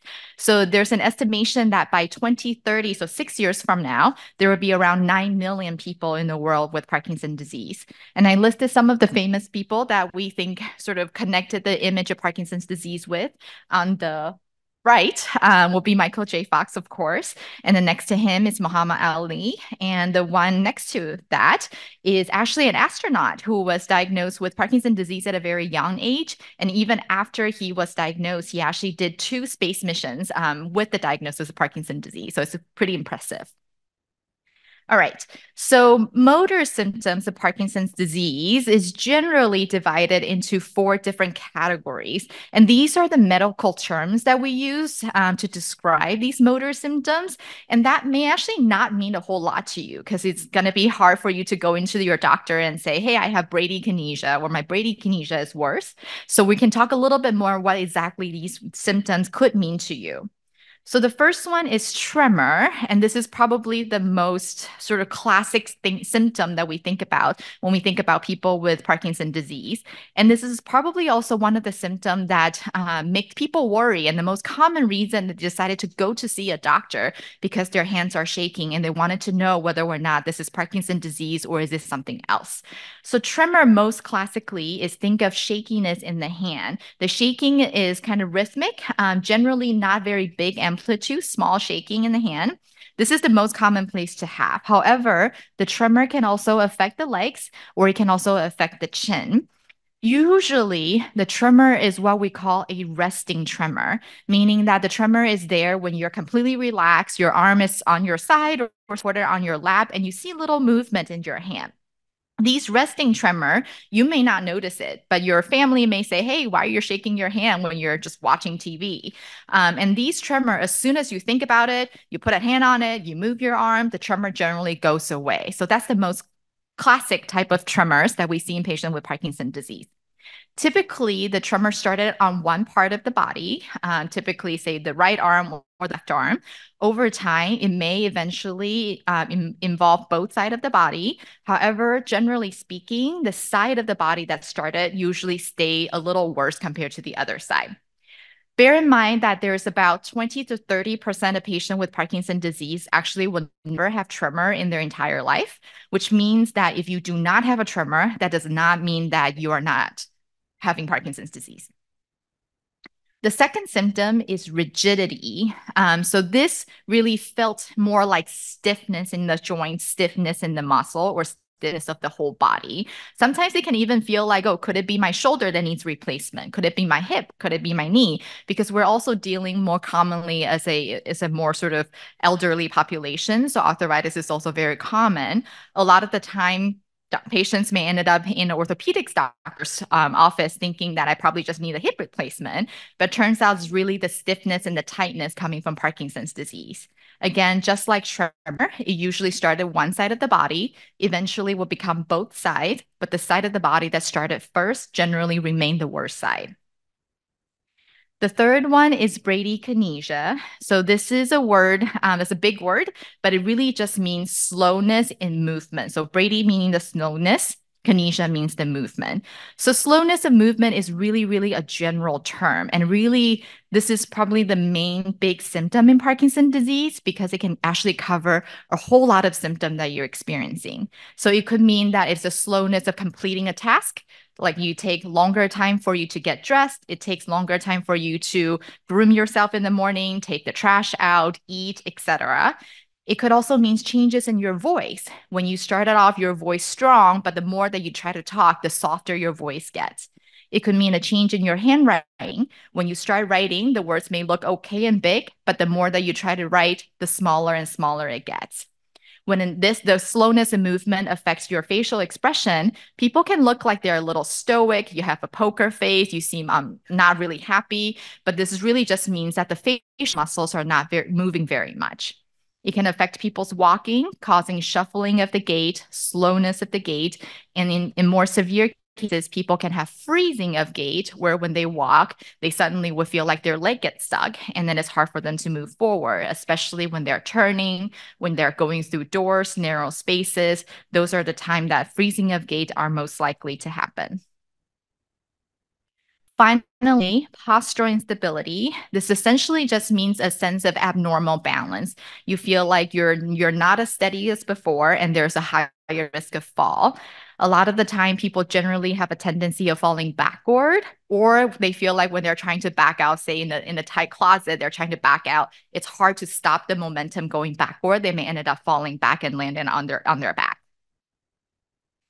Keep in mind that these are, although they are sort of cardinal or important symptom in Parkinson's disease, not all of these symptoms have to show up at once. Sometimes people can start it with a tremor, and it's until many years later they will have bradykinesia. Same thing for the postural instability or balance changes. It may be happening early in some patients, but it can also be a later symptom for other patients. So we don't, in clinic, when we're assessing your symptoms and exams, we don't necessarily have to wait for all four before we diagnose Parkinson's disease. All right. So complications, so motor complications as the disease progresses with advanced Parkinson's disease or more years with having Parkinson's disease, there are some of the complications that we will see. One of the major one is something called motor fluctuation, meaning that you are noticing that some part of the day, your symptoms are better controlled, while other part of the day, your symptom is not as well controlled as before. And this can be related a lot to the timing of your medication. So if you look at the bottom graph, in patients who has sort of earlier stage of Parkinson's disease, they may only need to take their medication twice a day when you see the two little arrows at the bottom. And if you forget a dose, you might not even really notice a difference. If you're late for the second dose, you might not really notice a difference. However, as the disease progresses, you're going to have more up and down swings that kind of correlate with the timing of the medication. The medication will kick after 30 to 60 minutes, you're going to feel great for a few hours and the medication will wear off, and that you're going to feel off again until the next dose kick in when you can start feeling on again. And with time, people can further progress to become more advanced stages where the benefit of the medication becoming harder to predict. The duration of how effective the medication is going to get shorter and shorter each time. Sometimes patients would actually describe it as having a light switch, where when the medication kicks in, they feel like, oh, the light goes on, they feel good, they are able to be moving around, walking around a lot better. And then 3 hours later, the light switch off, and then they feel stuck and slow and stiff again. At the peak on time, where the medication is working the most effectively, this is also the most common time where people experience what we call dyskinesia, which is a dance wiggly-like type movement. So this is an involuntary movement, and this is a type of movement that I think people think about when they see Michael J. Fox on TV, where he seems to be constantly moving. I think people worry about dyskinesia being a quote unquote side effect of carbidopa-levodopa. We don't technically see it that way. It is true that dyskinesia generally is brought on by the peak of the medication, but is not exactly a side effect in the sense that we think of dyskinesia more in a setting where you have Parkinson's disease, you have a narrower sort of therapeutic window or sweet spot. And when we are over the sweet spot with the medication, that's when we see the dyskinesia. In a smaller population, some patients can develop dyskinesia not only at the peak dose, but they can also develop dyskinesia as the medication wearing off. And that could be another one of their trigger to know that their off time is coming. So talking about treatment, the overarching theme about treating Parkinson's disease is having a team-based approach. And this is kind of what Dr. Khemani mentioned earlier this morning, where we talked about a multidisciplinary or interdisciplinary team. Who should be on your team member? So I listed a lot of the frequent player that I think about when I see my patient with Parkinson's disease. Obviously, you're not going to run and try to see every one of them when you first diagnose with Parkinson's disease. This is people that may become more and more involved in your care with time goes on. Obviously, you will want a neurologist. When we are in the Seattle area, there's a lot of us around. So I think it's easier sort of resources. But I think out in the more rural community, it may be hard for them to even find the neurologist. So a neurologist is great. A movement disorder specialist will be even better. Therapists are going to be very, very important. Physical therapy, especially, I think even early stages, learning good exercise technique, learning good exercise habit is also going to be very important long run. Occupational therapists are also therapists, but they generally work on more activities of daily living. How do I eat more effectively? How can I still be safe in using a knife, even though if I have a tremor? How do I sort of shower safely without falling? So those are the specialists that actually think about these for you. Speech therapists. Speech therapists can come in all different kind. They can talk about your voice. So for those people who have Parkinson's disease and suffer from a soft voice, speech therapists can work on loud program. They can teach you how to speak louder and project your voice. For those people who are experiencing cognitive changes, speech therapists can work on cognitive therapies and help you with tricks and tips in terms of how do you accommodate for these changes that you're noticing. For people who have more advanced symptoms and start noticing trouble swallowing, speech therapists can also assess your swallowing ability and teach you tips to avoid choking and to avoid aspiration. Rehab psychologists are psychologists that specializes in sort of coping mechanism. Having Parkinson's disease is a very stressful thing, and your symptoms are constantly changing. It's going to be hard to figure out which part of my symptoms is related to aging, which part is related to my Parkinson's disease, what I'm going to do in the future. And a lot of the time, we also realize that being in a stressful condition, feeling anxiety can actually also exacerbate your Parkinson's symptoms. So talking to a rehab psychologist about identifying triggers, working on stress management, coping mechanisms can also be very helpful and part of the sort of treatment modality. Rehab counselor is generally more for people who are still working. They need to think about job accommodation, thinking about when should I start applying for disability, how long can I work with my Parkinson's disease. Those are the questions that a rehab counselor can address for you. Long-term planning is something that I think about more in the sense that when you're in your 30s and 40s, you're planning your 401k retirement fund, and now you are sort of on the retirement age, you should think about long-term planning regardless of your diagnosis of Parkinson's disease. So thinking about what do I want to do in the future? Do I want to consider sort of what is my goal? What do I want to do? Where do I want to live? These are good questions to start discussing with family and having a social worker or palliative care doctor that can sort of guide these conversations for you. Like Dr. Khemani was mentioning earlier, primary care doctor is going to be very, very important because they're going to be the one also overseeing all the other subspecialists that you have. Parkinson's disease may not be the only thing that you're dealing with, and your primary care doctor is going to be the one sort of guiding us, be the captain of the team, and really try to make sure all the specialists are talking to each other and sort of overall managing your symptom.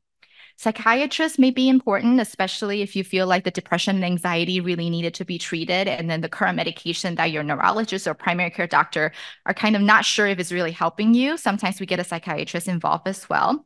Dermatologists will be important because Parkinson's patients do get higher chance of skin cancers. So you do want to make sure you get your annual skin exam done. For those of people who are interested or already have a deep brain stimulation, our neurosurgeon are going to be a very important part of the team. And finally, rehab medicine physicians, physiatrists. They can be part of the team when we're thinking about walkers, wheelchairs, equipment, special bed that you can lift up without needing to sort of DIY and prop it up. All those things are something that rehab physicians can help. So again, these are a list of doctors that you may sort of come across during your journey with Parkinson's disease, but definitely not somebody that you wanted to sort of run and get everybody on your team right at the first moment of diagnosis.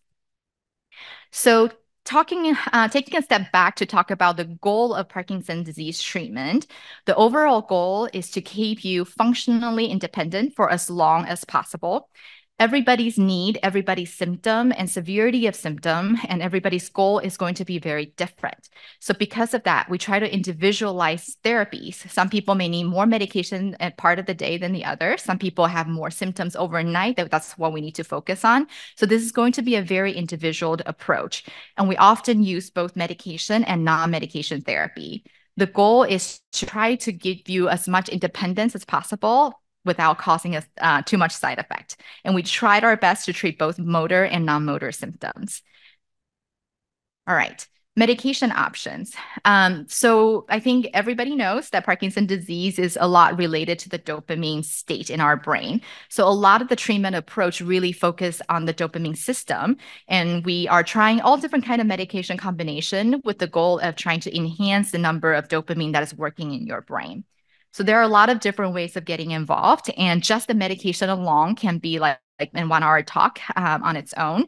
But carbidopa-levodopa is probably the most gold standard medication.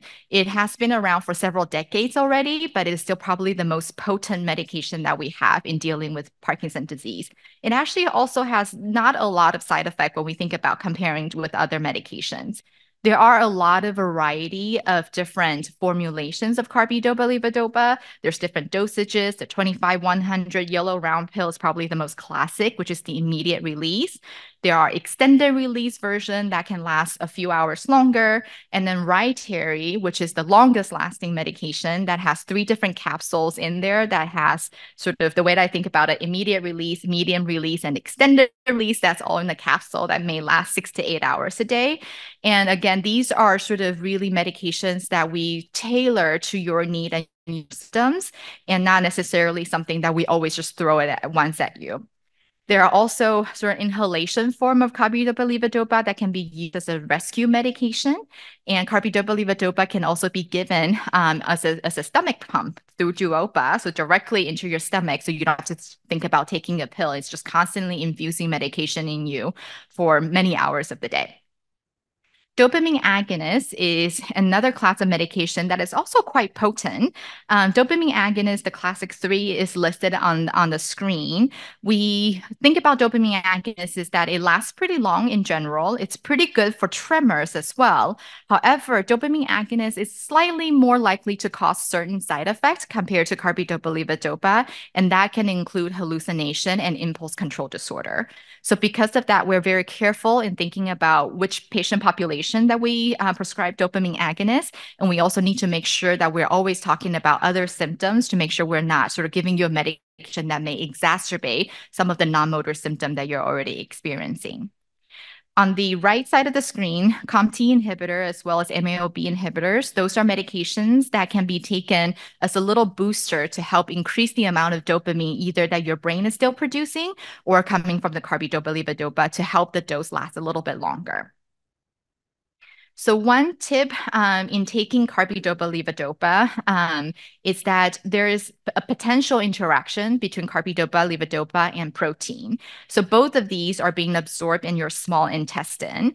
And the way that I think about it is that when your body sees a medication and nutrition, which you have from food, all at the same time, your body is going to naturally say, I want food. So they're going to sort of let the carbidopa-levodopa go for a little bit. So the dose, if you take it too close to protein, you might not work as well, and or the dose may not kick in right away, or the dose may sort of last a little bit shorter period of time. So generally speaking, we think about taking carbidopa-levodopa an hour before or 2 hours after a meal. And protein actually comes in a lot of different forms that may be a little bit surprising. Pudding, for example, a lot of people take their medication in pudding because it's easier to swallow, but pudding actually has a lot of protein in there. So you just wanted to be a little bit mindful about the timing and the food choices when you're taking carbidopa-levodopa. For those people who feels like carbidopa-levodopa takes a long time to kick in, they have to wait 1 hour before the medication can kick in. One way that you can try, especially for the yellow 25-100 immediate release tablet, you can actually try to chew that medication up and take a little bit of a fizzy water with it. And that may help the absorption start a little bit earlier, and you may be able to sort of get the on time a little bit sooner. So that would be another tip or trick that sometimes we talk to patient about in clinic. There are a few other medications that are not working on the dopaminergic pathway. And these are the three medications: amantadine, trihexyphenidyl, and istradafylline. Amantadine is a medication that we honestly don't know exactly how it works, and it has been used in a variety of different situations that is not related to Parkinson's disease, for example, the flu. But it is a sort of classic medication that we provide for patients, or we discuss about especially for those people who has a lot of dyskinesia. This is a medication that can help reduce some of the dyskinetic movement. Trihexyphenidyl is an anticholinergic medication.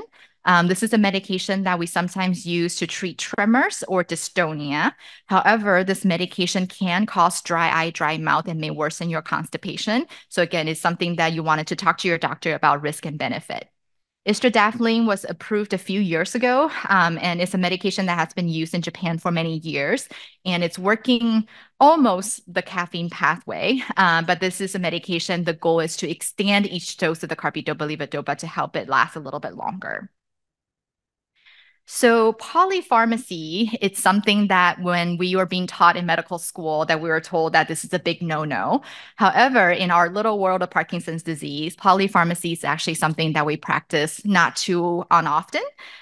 So a lot of the time we decided to use medication of different classes but individually at lower doses so that we can provide you the most symptom coverage and minimize this potential side effect from each individual medication. So a lot of the time you may end up taking sort of 3 or 4 different Parkinson's medications several times throughout the day. That's kind of our idea, is that if we give you low dose of different medication, maybe we can avoid some of the potential side effect from having one medication at high doses. All right, so with that, I'm going to hand over to Dr. Grannon to talk a little bit about the surgical treatment option for motor symptoms.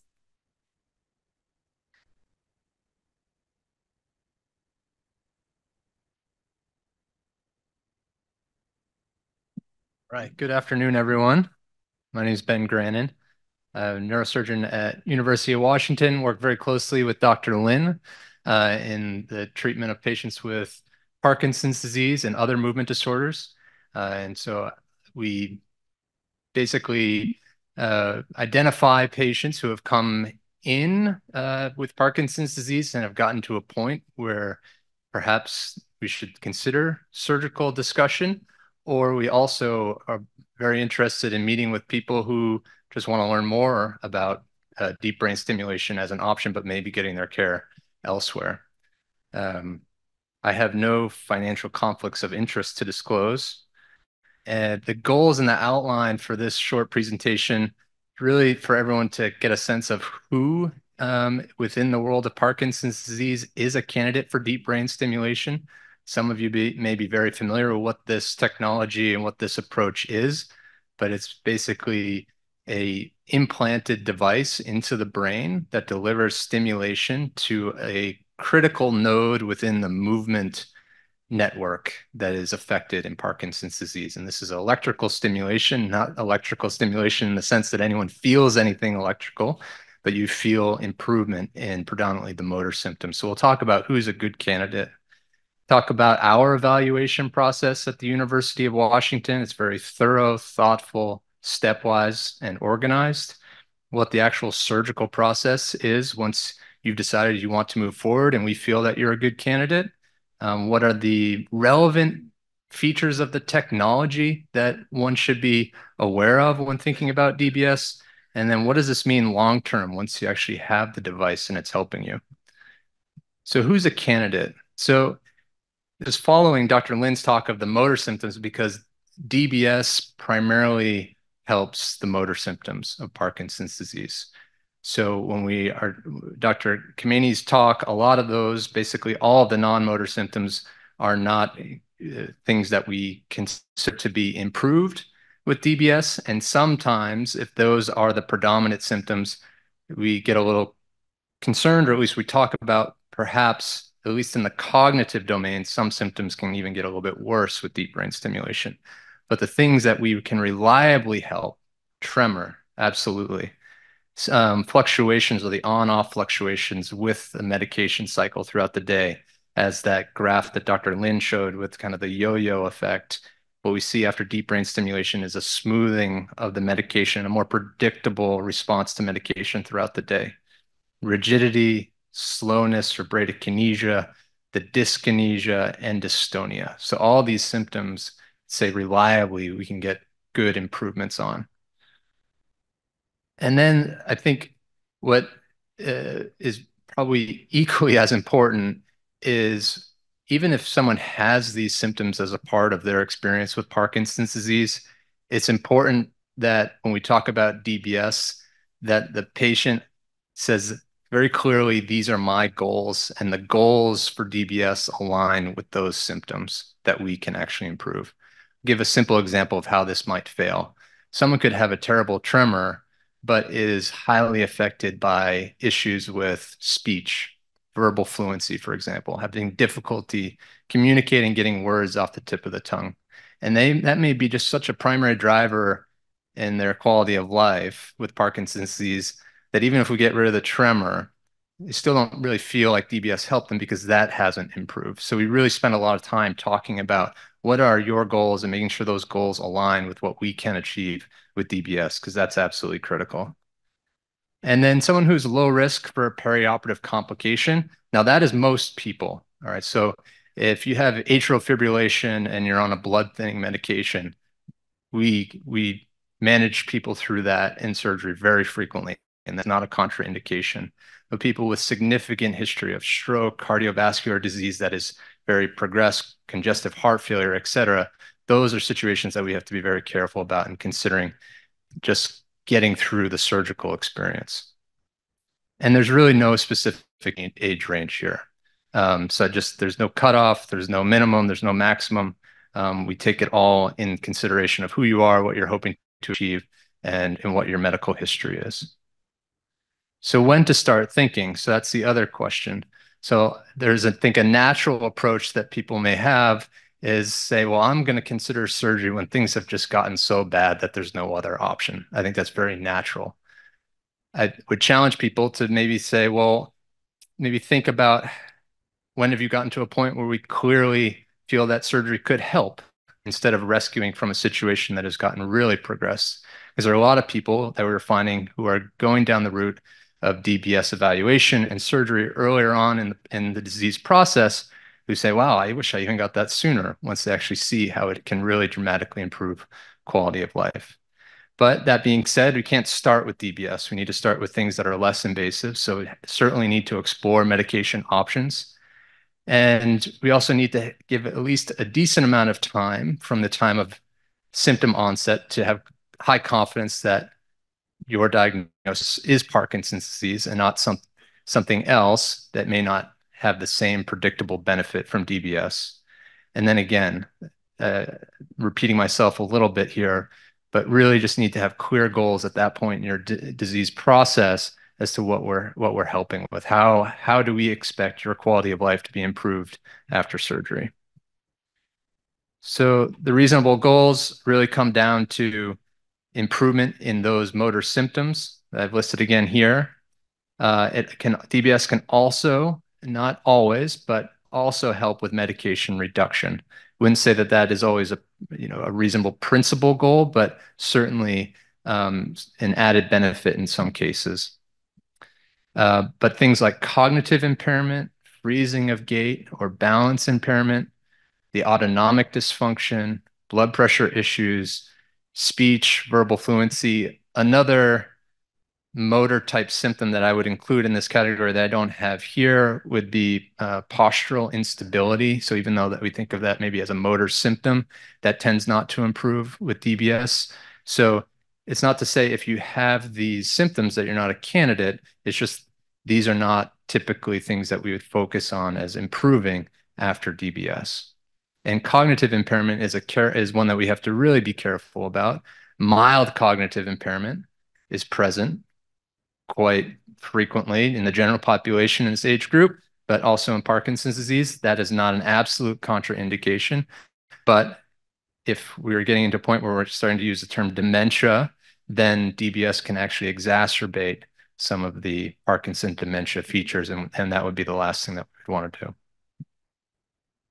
So the referral process, or how this, what are the steps involved? So first, you can work with your primary care physician, or if you have a local neurologist, whether that's a general neurologist or a movement disorder specialist, they can initiate a referral to us. You can even reach out to us directly as an individual, and then we can help facilitate that referral process to make a formal referral. And so that's step 2, where we would kind of work with the referring doctor to get all the pieces aligned. And we don't need to recreate the whole process. If you have a movement disorder specialist, we can work with them and streamline that. If you have a neurologist who treats your Parkinson's disease but isn't necessarily comfortable with managing deep brain stimulation systems, then we can supplement your current neurology team by providing the neurology expertise there, and of course the neurosurgical expertise. And then you go through a regimented physical therapy evaluation. This isn't so much a therapeutic evaluation as it is a screening for things like balance issues that we really want to know about before surgery, so that if we feel that you would be a good candidate for preoperative physical therapy to help increase your preoperative strength, preoperative balance, or just an awareness of how to compensate for some balance difficulty as you're recovering from surgery, then we would add that to your treatment plan. And then neuropsych evaluations and testing to assess, is there any mild cognitive impairment? Have we reached the point where we're more concerned about dementia, as a way to inform and select the best patients possible, or to identify in a more informed, objective way what are some of the downsides potentially for moving forward with DBS. And then we have a conference. So even though you would come and meet with someone like myself and Dr. Lin, our whole department reviews everyone's case in a conference setting. We come to a consensus about things like, well, is this person a good candidate for DBS? Where in the brain should we place the electrodes? There are 2 different targets that we choose from. And how do we coordinate that patient's care between our programming of the device at University of Washington versus programming with a local neurologist, establishing all those logistical pieces, because there are a lot of things to manage, but we can help simplify it for everyone. And then, of course, the surgical scheduling. So you've gotten to that point. That can take a few months to get through. And now we're actually going through with the surgical steps. So what are those steps? First is a preoperative MRI that we use that enables us to leverage technology in the operating room to put these electrodes where they need to go with millimeter level accuracy. Then you actually come into the operating room for stage 1 of surgery. Stage 1 of surgery, the goal is to place the electrodes in the brain. Now if you read about this or watch videos online, there are a variety of ways to do this. Some of them include a component of the surgery where the patient's actually awake and participating to some degree. That does not mean you're awake the entire procedure. That means that we use some moments in the surgery to test the electrode once it's in place, to test for side effects, and to confirm that we are seeing some efficacy from it. because that, if we are seeing side effects or not seeing efficacy, we can potentially modify the location of the electrode at that time rather than finding out weeks or months later. That being said, we do, as needed, frequently do the procedure effectively with a patient completely asleep under general anesthesia the whole time. And that's something that we discuss during your appointment with us. The second stage of deep brain stimulation surgery is about a week after the first stage. And that is under general anesthesia, we implant the generator. And I would encourage people who are interested to visit Max in the back left corner, because he has actual hardware that you can see exactly what it looks like. But the battery gets implanted over the chest muscle, just below the collarbone, and it gets connected to the brain electrode. So that's stage 2. That's an outpatient procedure. Stage 1, you stay in the hospital one night. Stage 2, you go home the same day. And then you come back after a couple weeks to a month, and you have the device turned on with your programming neurologist, and there's a bunch of parameters that they tweak to deliver the best stimulation protocol for your symptoms and what you're hoping to achieve. And this is something that we rarely ever remove from someone, because there's a high success rate in DBS. So it becomes a part of your care long term. A lot of people, almost everyone now, is getting implanted with a rechargeable battery. It used to be that every 3 to 5 years, you'd have a battery that would get replaced because it wasn't rechargeable. Now we are estimating that the rechargeable batteries are going, they do lose their ability, we think. They are relatively new, but to hold a charge full like they do when they're brand new at some point, but it's probably on the order of 10 to 15 years where they may need to be replaced. This is our team here. So you've met Dr. Lin. Dr. Su is another excellent movement disorder specialist at University of Washington. Myself and Andrew Coe are the 2 surgeons that perform these surgeries. Alyssa Willems is a physician's assistant who has a particular interest.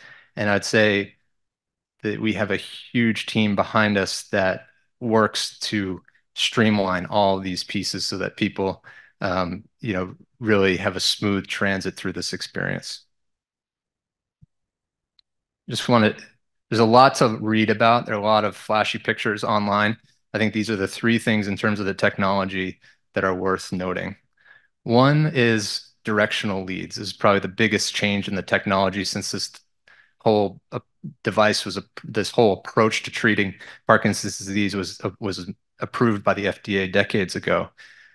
Directional leads allow for the stimulation field to be directed towards the front, side, right, left, back, in a way that's specific to generating the best benefit for you. It used to be, before, they were just rings and you go up and down the electrode, but now it can actually be shaped, and that has been a transformative change. So basically, if you were to have DBS put in now, you would certainly get a directional lead.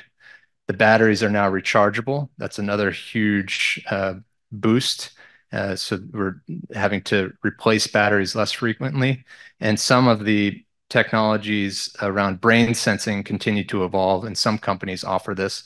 I would say this still remains more on the research side as being relevant, but the idea is we can actually read out some of the information from the brain. Some of these signals are specific to the pathology of Parkinson's disease, and by turning on the device, we can see those spectral features of the brain activity change, and that can add another layer to the programming.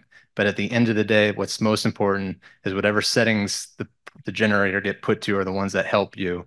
And so I would just take this technology with a little bit of grain of salt. That's my opinion, but it is out there as potentially the next generation of things that we'll be considering. Just to wrap up here. So after that first stage and after the battery's put in, people often experience an improvement in their symptoms temporarily just from the implantation of the electrode, but there's no current going through it. And so we wait that month for you to return back to your normal symptom experience throughout the day and then program to that baseline. So that's what we call the honeymoon period. And then programming visits occur. It can take one visit and everything's perfect. It can take a few visits to tweak exactly the generator settings to your symptoms. And then the long-term programming and battery care that just becomes a part of your the things that you need to consider and think about, not in a laborious way by any means, but just another thing in treating your Parkinson's disease. There are alternative surgical options for PD. These are, you may hear about MR-guided ultrasound ablation or radiofrequency ablation. I won't spend a lot of time here, but what I would just highlight is you don't leave these surgeries with a device implanted, but you do leave these surgeries with a permanent ablation to the brain. So that's either been delivered via ultrasound or radiofrequency, and it's non-modifiable. So upside is you don't have a device if you don't want to have a device. Downside is if it's causing a side effect, well, there's nothing that can really be changed to alleviate that side effect. So I'll end with that and just thank you all for spending 4 hours of sunny Saturday with us. And here's my email if anyone ever wants to reach out directly.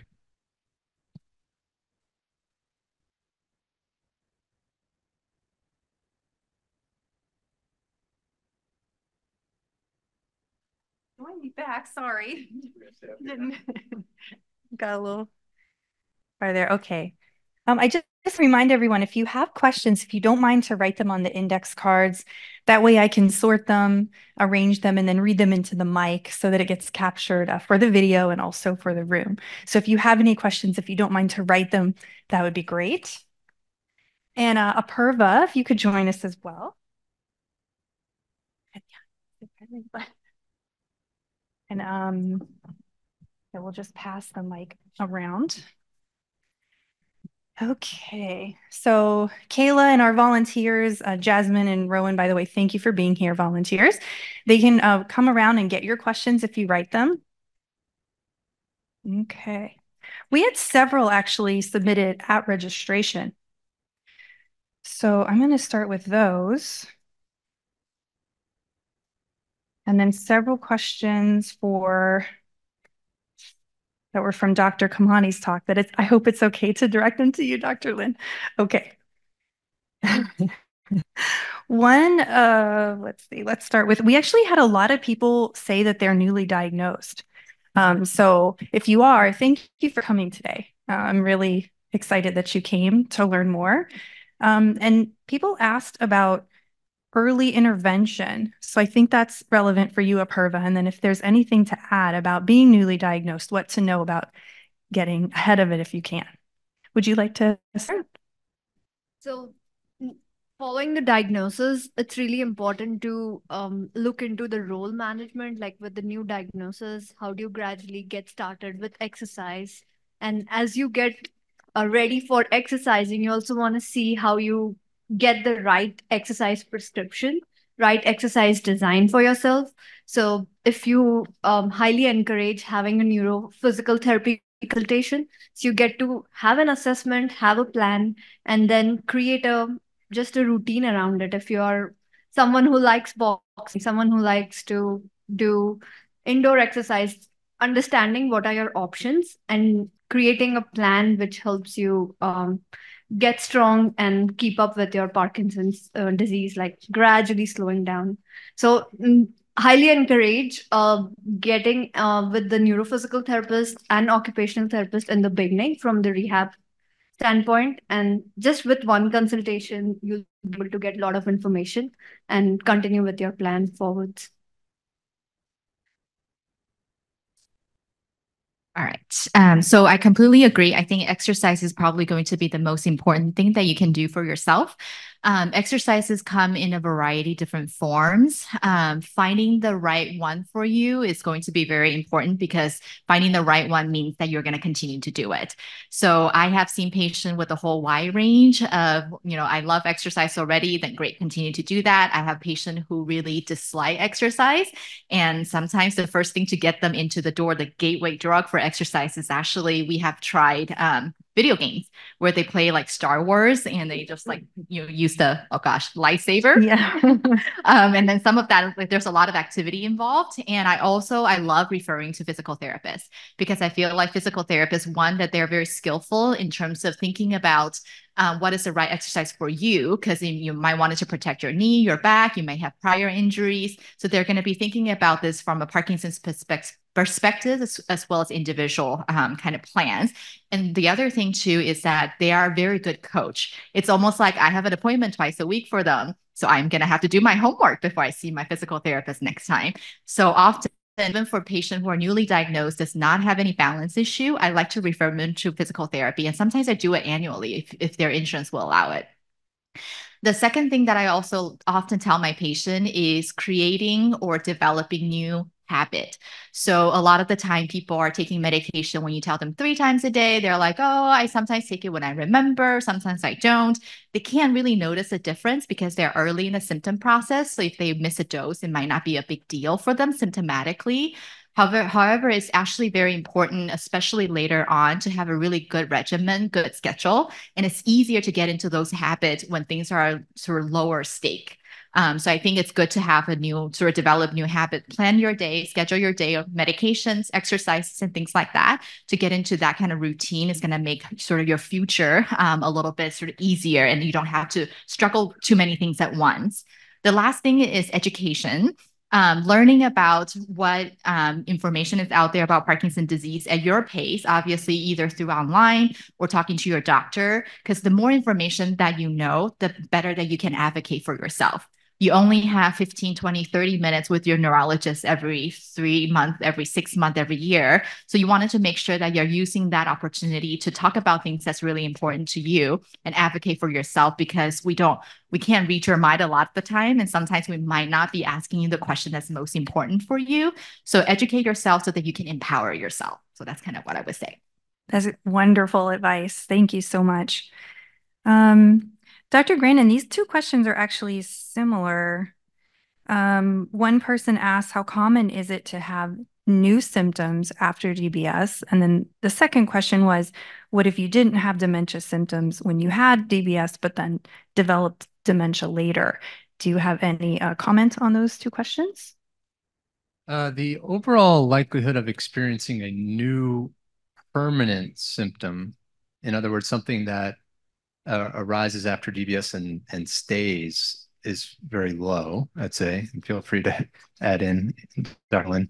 But it can manifest in the sense that when you're going through the programming phase, that as different programming features and parameters are tried, there may be side effects, such as sensory changes, tingling, or pulling or tightening of muscles, or difficulty with speech. And those guide the current and the plan in a way that we avoid those symptoms, but optimize the management of the Parkinson's symptoms. Certainly, things like verbal fluency or some issues with balance may arise in this subset of patients, but I'd estimate we're talking less than 10% of people who would say those were so bad that I regret having done DBS. The likelihood of being satisfied with the choice of moving forward is easily around 90%. And the people who are unhappy having undergone DBS are normally the ones that just probably weren't the right candidates or had a different expectation for what the result was going to be compared to what the reality was. And that comes down to just good communication between the patient and the doctors. And the other one, sorry. The other one was, I think, specific to dementia, concerns right. about dementia with DBS. Yeah, so certainly if you look at what are the absolute contraindications to moving forward with DBS, or in other words, what are features clinically that we should never, in a patient, we should never consider DBS, Parkinsonian dementia would be one of them, but it is a little bit of a spectrum in terms of when does mild cognitive impairment become dementia. And so often a lot of those patients are showing signs of dementia early on and don't get to the point of really considering a DBS evaluation. Long term, if it does arise, I'd actually ask Dr. Lin if you've ever modified DBS, if that's come up later, because yeah, I haven't heard of that situation occurring. Often in another, not specific to dementias, but in general, people would ask like, at what point is my Parkinson's disease going to get so bad that we're going to turn DBS off? And that just doesn't happen because although if you're in an advanced stage of Parkinson's disease, you may not be a good surgical candidate because you have to kind of get through that surgical time frame, right? And you're much, in a better position to do that earlier on than later on. But if you had DBS put in years ago, and the battery were to die, we may actually replace the battery because you're still experiencing benefit from it in those later stages of the disease. So. Yes. So I might be interpreting the first question about the new symptom wrong, but I will use this chance about talking about the benefit of deep brain stimulation relative to the ablation therapies like focused ultrasound, is that neither of these surgeries sort of stop Parkinson's from getting worse. It doesn't cure Parkinson's. So new Parkinson's or worsening Parkinson's symptom may develop over time, but deep brain stimulation is a fairly flexible kind of treatment option in the sense that there are a variety of different programming options and parameters. So sometimes say, these are effectively managing your tremor for a few years, but now you have breakthrough tremors. There are actually things that I can change on the DBS parameter to try to catch up with some of that symptom control. Wonderful. Okay, I think this next question would be for Apurva. We had questions at registration about how to find local places to exercise. And I would also, I know we have several here today, but also add for local resources. Could you talk a little bit about what's here locally as far as organizations or resources that we should all know about? Definitely Parkinson's Fitness Project. They have online classes. Rocksteady Boxing is the other one. And through APDA Resource Library, you'll get to see regular dance classes and dance for PD. So those are like few of the great resources. And nowadays, there's a lot of webinars and a lot of online classes being offered, which you can join virtually as well. Yeah, I also wanted to mention in WPF, we had a few people here today, and if you want their information, we actually have it at our table. They're a great local resource to connect with for classes and so forth. So there's so many things here locally. You guys are very lucky. We have a great community. So yeah. Can I just add one thing about Yes. exercises and DBS? So oftentimes I'll be asked, how does DBS change the disease course of Parkinson's disease? Well, there's no cure. DBS is certainly not a cure. We know that physical activity and exercise has been shown to change the rate of the disease progression. I personally believe, based upon my experience with patients who often come to a point of considering DBS when their ability to participate in some of these physical activities or exercise activities is being limited because waking up in the morning and medication effect is unreliable now. So it's hard to get to that class or to just stick with that routine. And then DBS enables that to be continued for a longer period of time. So it's almost, I think, an indirect effect through maintaining exercise that DBS can help really bend the curve, so to speak. The other thing about DBS and exercise, people ask, if I have this implant, can I still do my boxing class, or do I have to limit my activity in any way? And the answer to that is yes, you can continue all your activities, and this should not be limiting any of those. That's good to know. Wonderful. We had a lot of questions actually about diet. I saw a lot of people take photos whenever you presented your slide on brain gut. So I don't know. I'm wondering if there's anything you'd like to add. What should we know about diet and Parkinson's? I had a question that asked about weight loss. I had questions about again medication timing. So I don't know if you have anything to add. Diet is a big topic, Yeah. and we don't know a lot in terms of what is the right diet for you in terms for Parkinson's disease. There are variety of different things that are tried a few years ago. I think as the popular media was kind of going crazy with ketogenic diet, diet. There was also a wave that made it into Parkinson's disease community as well. But so far, in terms of what is the right diet for Parkinson's disease, we don't really quite know. And generally speaking, we recommend DASH diet or a version of Mediterranean diet. But really, the goal is a cardiovascular health because Parkinson's, like Dr. Khemani mentioned this morning, Parkinson's symptom can get worse if you have a lot of other medical comorbidities that are not well controlled or having a lot of flares and exacerbations, like heart attack and heart failures and things like that. So you wanted to make sure that you're also maintaining your other physical health, and the diet, heart healthy diet is going to be important for that. One of the challenge in Parkinson's patient is really the protein interaction around medication timing, especially for those people who needed to take medication several times during the day. Some people can need it every 2 hours, and it just becomes very challenging in terms of, well, when do I eat or what can I eat? And I think the whole point in Parkinson's symptom management is really quality of life. So I don't want you to eliminate food if food is something that you truly enjoy. If you wanted to go out for Mother's Day brunch, you should definitely do that no matter what time it is, whatever reservation you can get, because it's hard. But I think just within yours or within daily routine activities, I think ideally trying to space out some time between protein and medication is going to be the most ideal in terms of the medication absorption perspective. But there are also a lot of food that doesn't have protein in it, right? Like donuts, for example, which you don't really hear doctors talking about donuts very often, but chips and donuts, right? If you have low blood pressure, adding more salt, there's your chips and no protein in there. But you can also have a little snack. So a lot of the time people end up snacking throughout the day.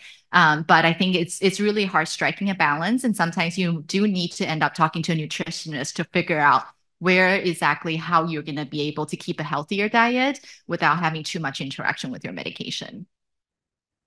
Wonderful. Let's see, which one should I go to next? So a lot of these questions, again, were about balancing medications. So somebody asked, why don't we focus treatment on those other neurotransmitters that Dr. Khemani presented in the beginning?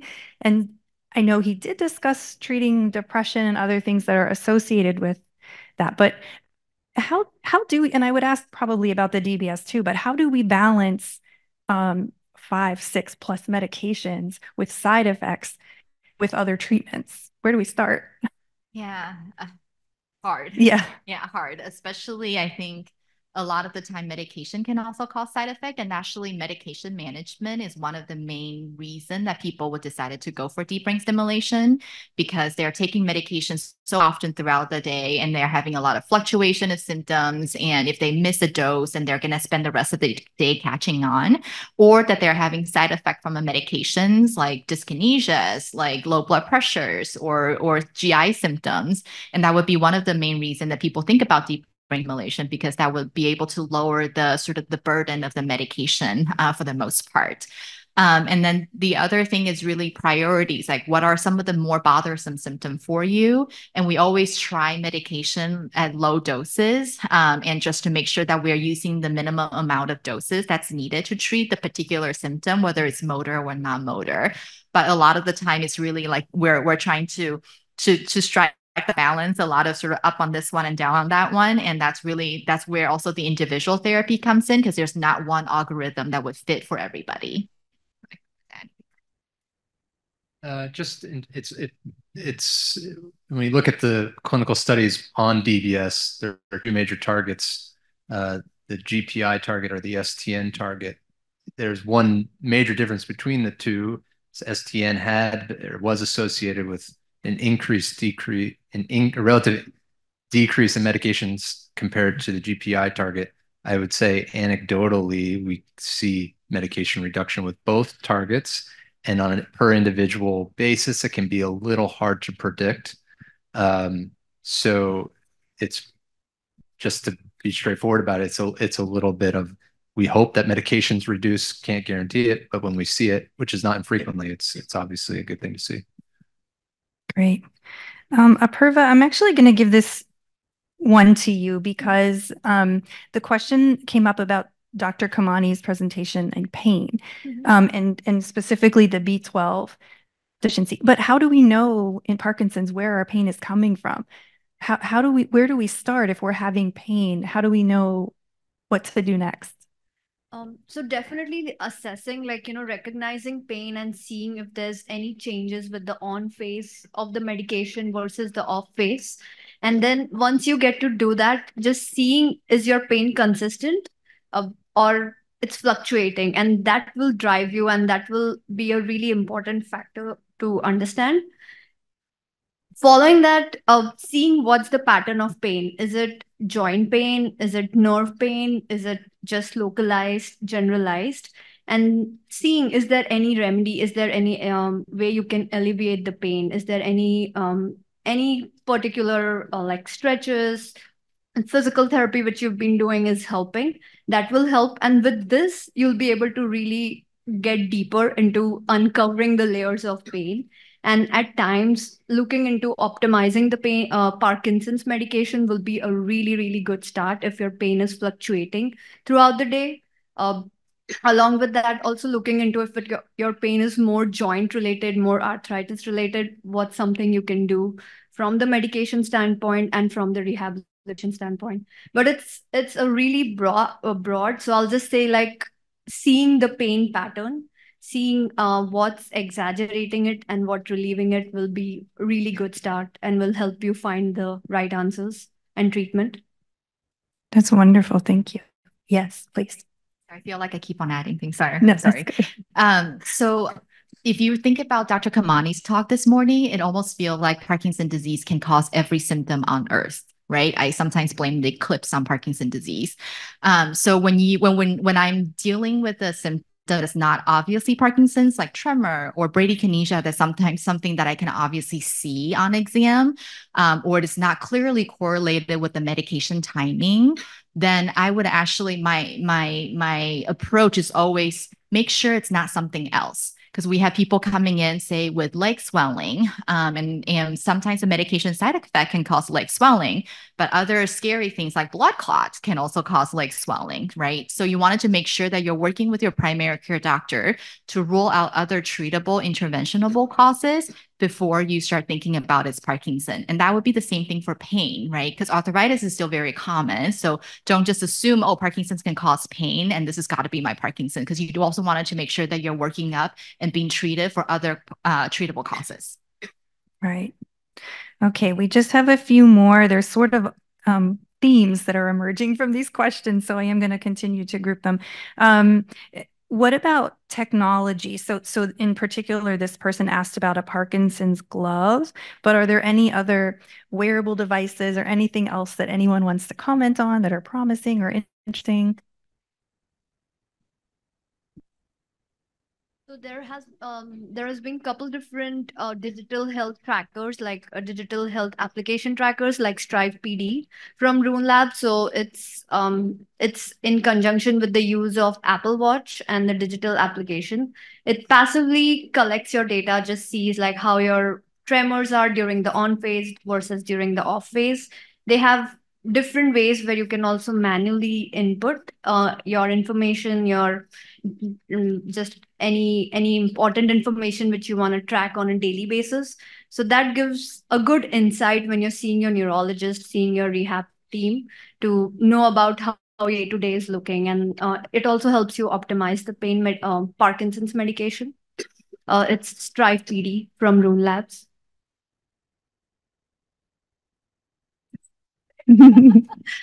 So the Parkinson's glove, that went on to, I think, actual like TV media, maybe a year or two ago, I think. It is still experimental. They're still working with a select number of research institution to try to figure out how much benefit that can be for symptom control Parkinson's disease. In terms of other technology, in addition to like your smart watches or fitness tracker that you can wear, there are also a lot of technology being in development where you can actually put in sensors at home and actually track how well you're doing falls and movement and things like that. So then you can actually have a better report to your doctor instead of trying to recall what happened over the past 6 months. You have a more objective data for that. Yeah. Also, virtual reality, if you're someone who is not into exercising and really needs something more like playful or gaming option, then there are certain virtual reality companies who are specifically designing games for Parkinson's care. And also there are like some simple XR gaming options which you can just plug in on your desktop, iPad, and look into balance and strength training through it. I'm going to tell my brother about that. My brother has Parkinson's. He's going to love that. He's going to want to exercise with virtual reality. And then on the surgical front, in addition to the technology highlights that I think are relevant for decision making today, one company has a DBS system that it allows for remote programming. So we've considered that in some instances when people just have limitations to getting to their neurologist frequently, or if we anticipate a high frequency need for that programming experience. And then another question that I frequently get is, well, what about stem cells? What about stem cell implantation? That is very preliminary. We should all have, I think, optimism and hope that we have a dramatic breakthrough in a completely different domain for Parkinson's disease. But in terms of, say, waiting another year before considering DBS or another intervention that's available now, like there's nothing that's imminent, I would say. So that's basically the extent of the comment on that. But I think there are a lot of important people working hard in that space. Okay, well, I'm going to ask then one last question, just open it up. If there's anything last closing thought you'd like to share, any very important, new advance that you want to share, just any closing thought that you'd like to share with anyone, and then we will draw some prizes and wrap up the event. So like active engagement is really important. Like as you were learning, they're building your team, looking into managing your non-motor symptoms, optimizing your Parkinson's medication. There are different forefronts you're working. So in order to get the right treatment, get the right connection with the team, it's really important you build your team, play a very active role, see how can you effectively communicate with your teammates, your team members, the right information, and gradually challenge yourself in different domains from the exercising lens. Like how can you better do, how can you make it more fun so you're able to stick with it and it helps you better manage your care. It's great advice. As a surgeon who got interested in doing deep brain stimulation for Parkinson's disease, this interaction that I have with patients with Parkinson's disease is very different than other interactions we see in neurosurgery, where we really don't have a choice about what's needed. What's needed is needed. In cancer situation, for example. Parkinson's disease, it's very inspiring to work with people who are making a decision about quality of life that doesn't necessarily need to be taken. So it's about building that communication, identifying the goal, and making that choice to use surgery to improve quality of life. And that's the perspective that we, take and value. And so it just drives our commitment to making sure that this works for people very effectively. I don't have a lot more to add. I think that's a good summary from both of them. I would say, build a team around you, enjoy, and have good quality of life, and watch the aurora light tonight. Yes. If you didn't catch it yesterday. Thank you so much. Okay. And I know if you did have a pressing question or a question that you would like to have answered, we have a helpline. Our helpline is amazing, by the way. Like I said, my brother has Parkinson's. I've called them so many times. Like Sarah again calling, asking about this. Please call them, email them, ask them questions if you think of anything. So I just want to ask that you stay with me for 1 minute because I want to thank Dr. Khemani, Dr. Lin, Dr. Grannon, Apurva Zawar, Jennifer Alex, who did the demo earlier, as well as Angie and Rex and the whole team from Dance for PD and Parkinson's Fitness Project. I want to thank our sponsors who stayed the entire time to be here for you. I think that's just so impressive. Thank you guys. Amnio, AbbVie, Boston Scientific, Abbott, MERS, and Acadia. I also want to thank the University of Washington. I want to thank Evergreen Health, who came out again to share everything that they're doing. By the way, they're a PD Gene site for us. PD Gene is our genetics research, we have a sign up on our table if you want to learn more.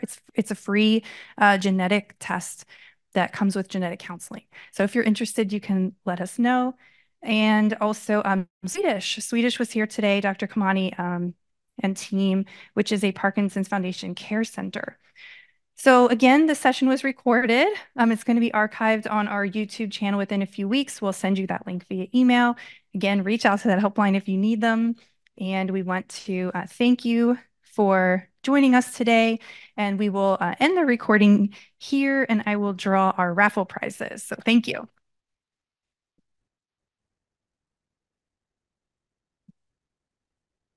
Okay, Kayla, I think Kayla has our cards.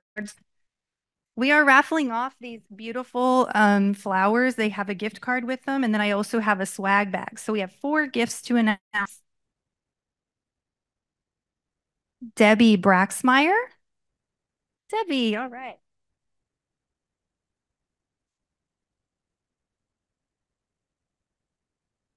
This one says Kathy J. Kathy J.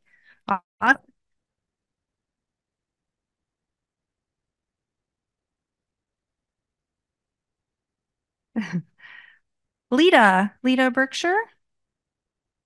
Is Lita still here? I think she had it.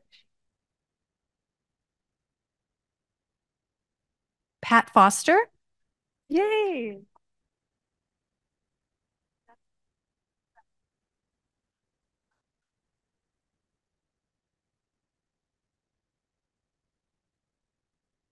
Curtis Hickey. There we go. So thank you. There's some food left over if you would like it. Go ahead and grab it on your way out. There's flowers. Yeah. And thank you for coming. We hope you'll stay in touch. Thank you.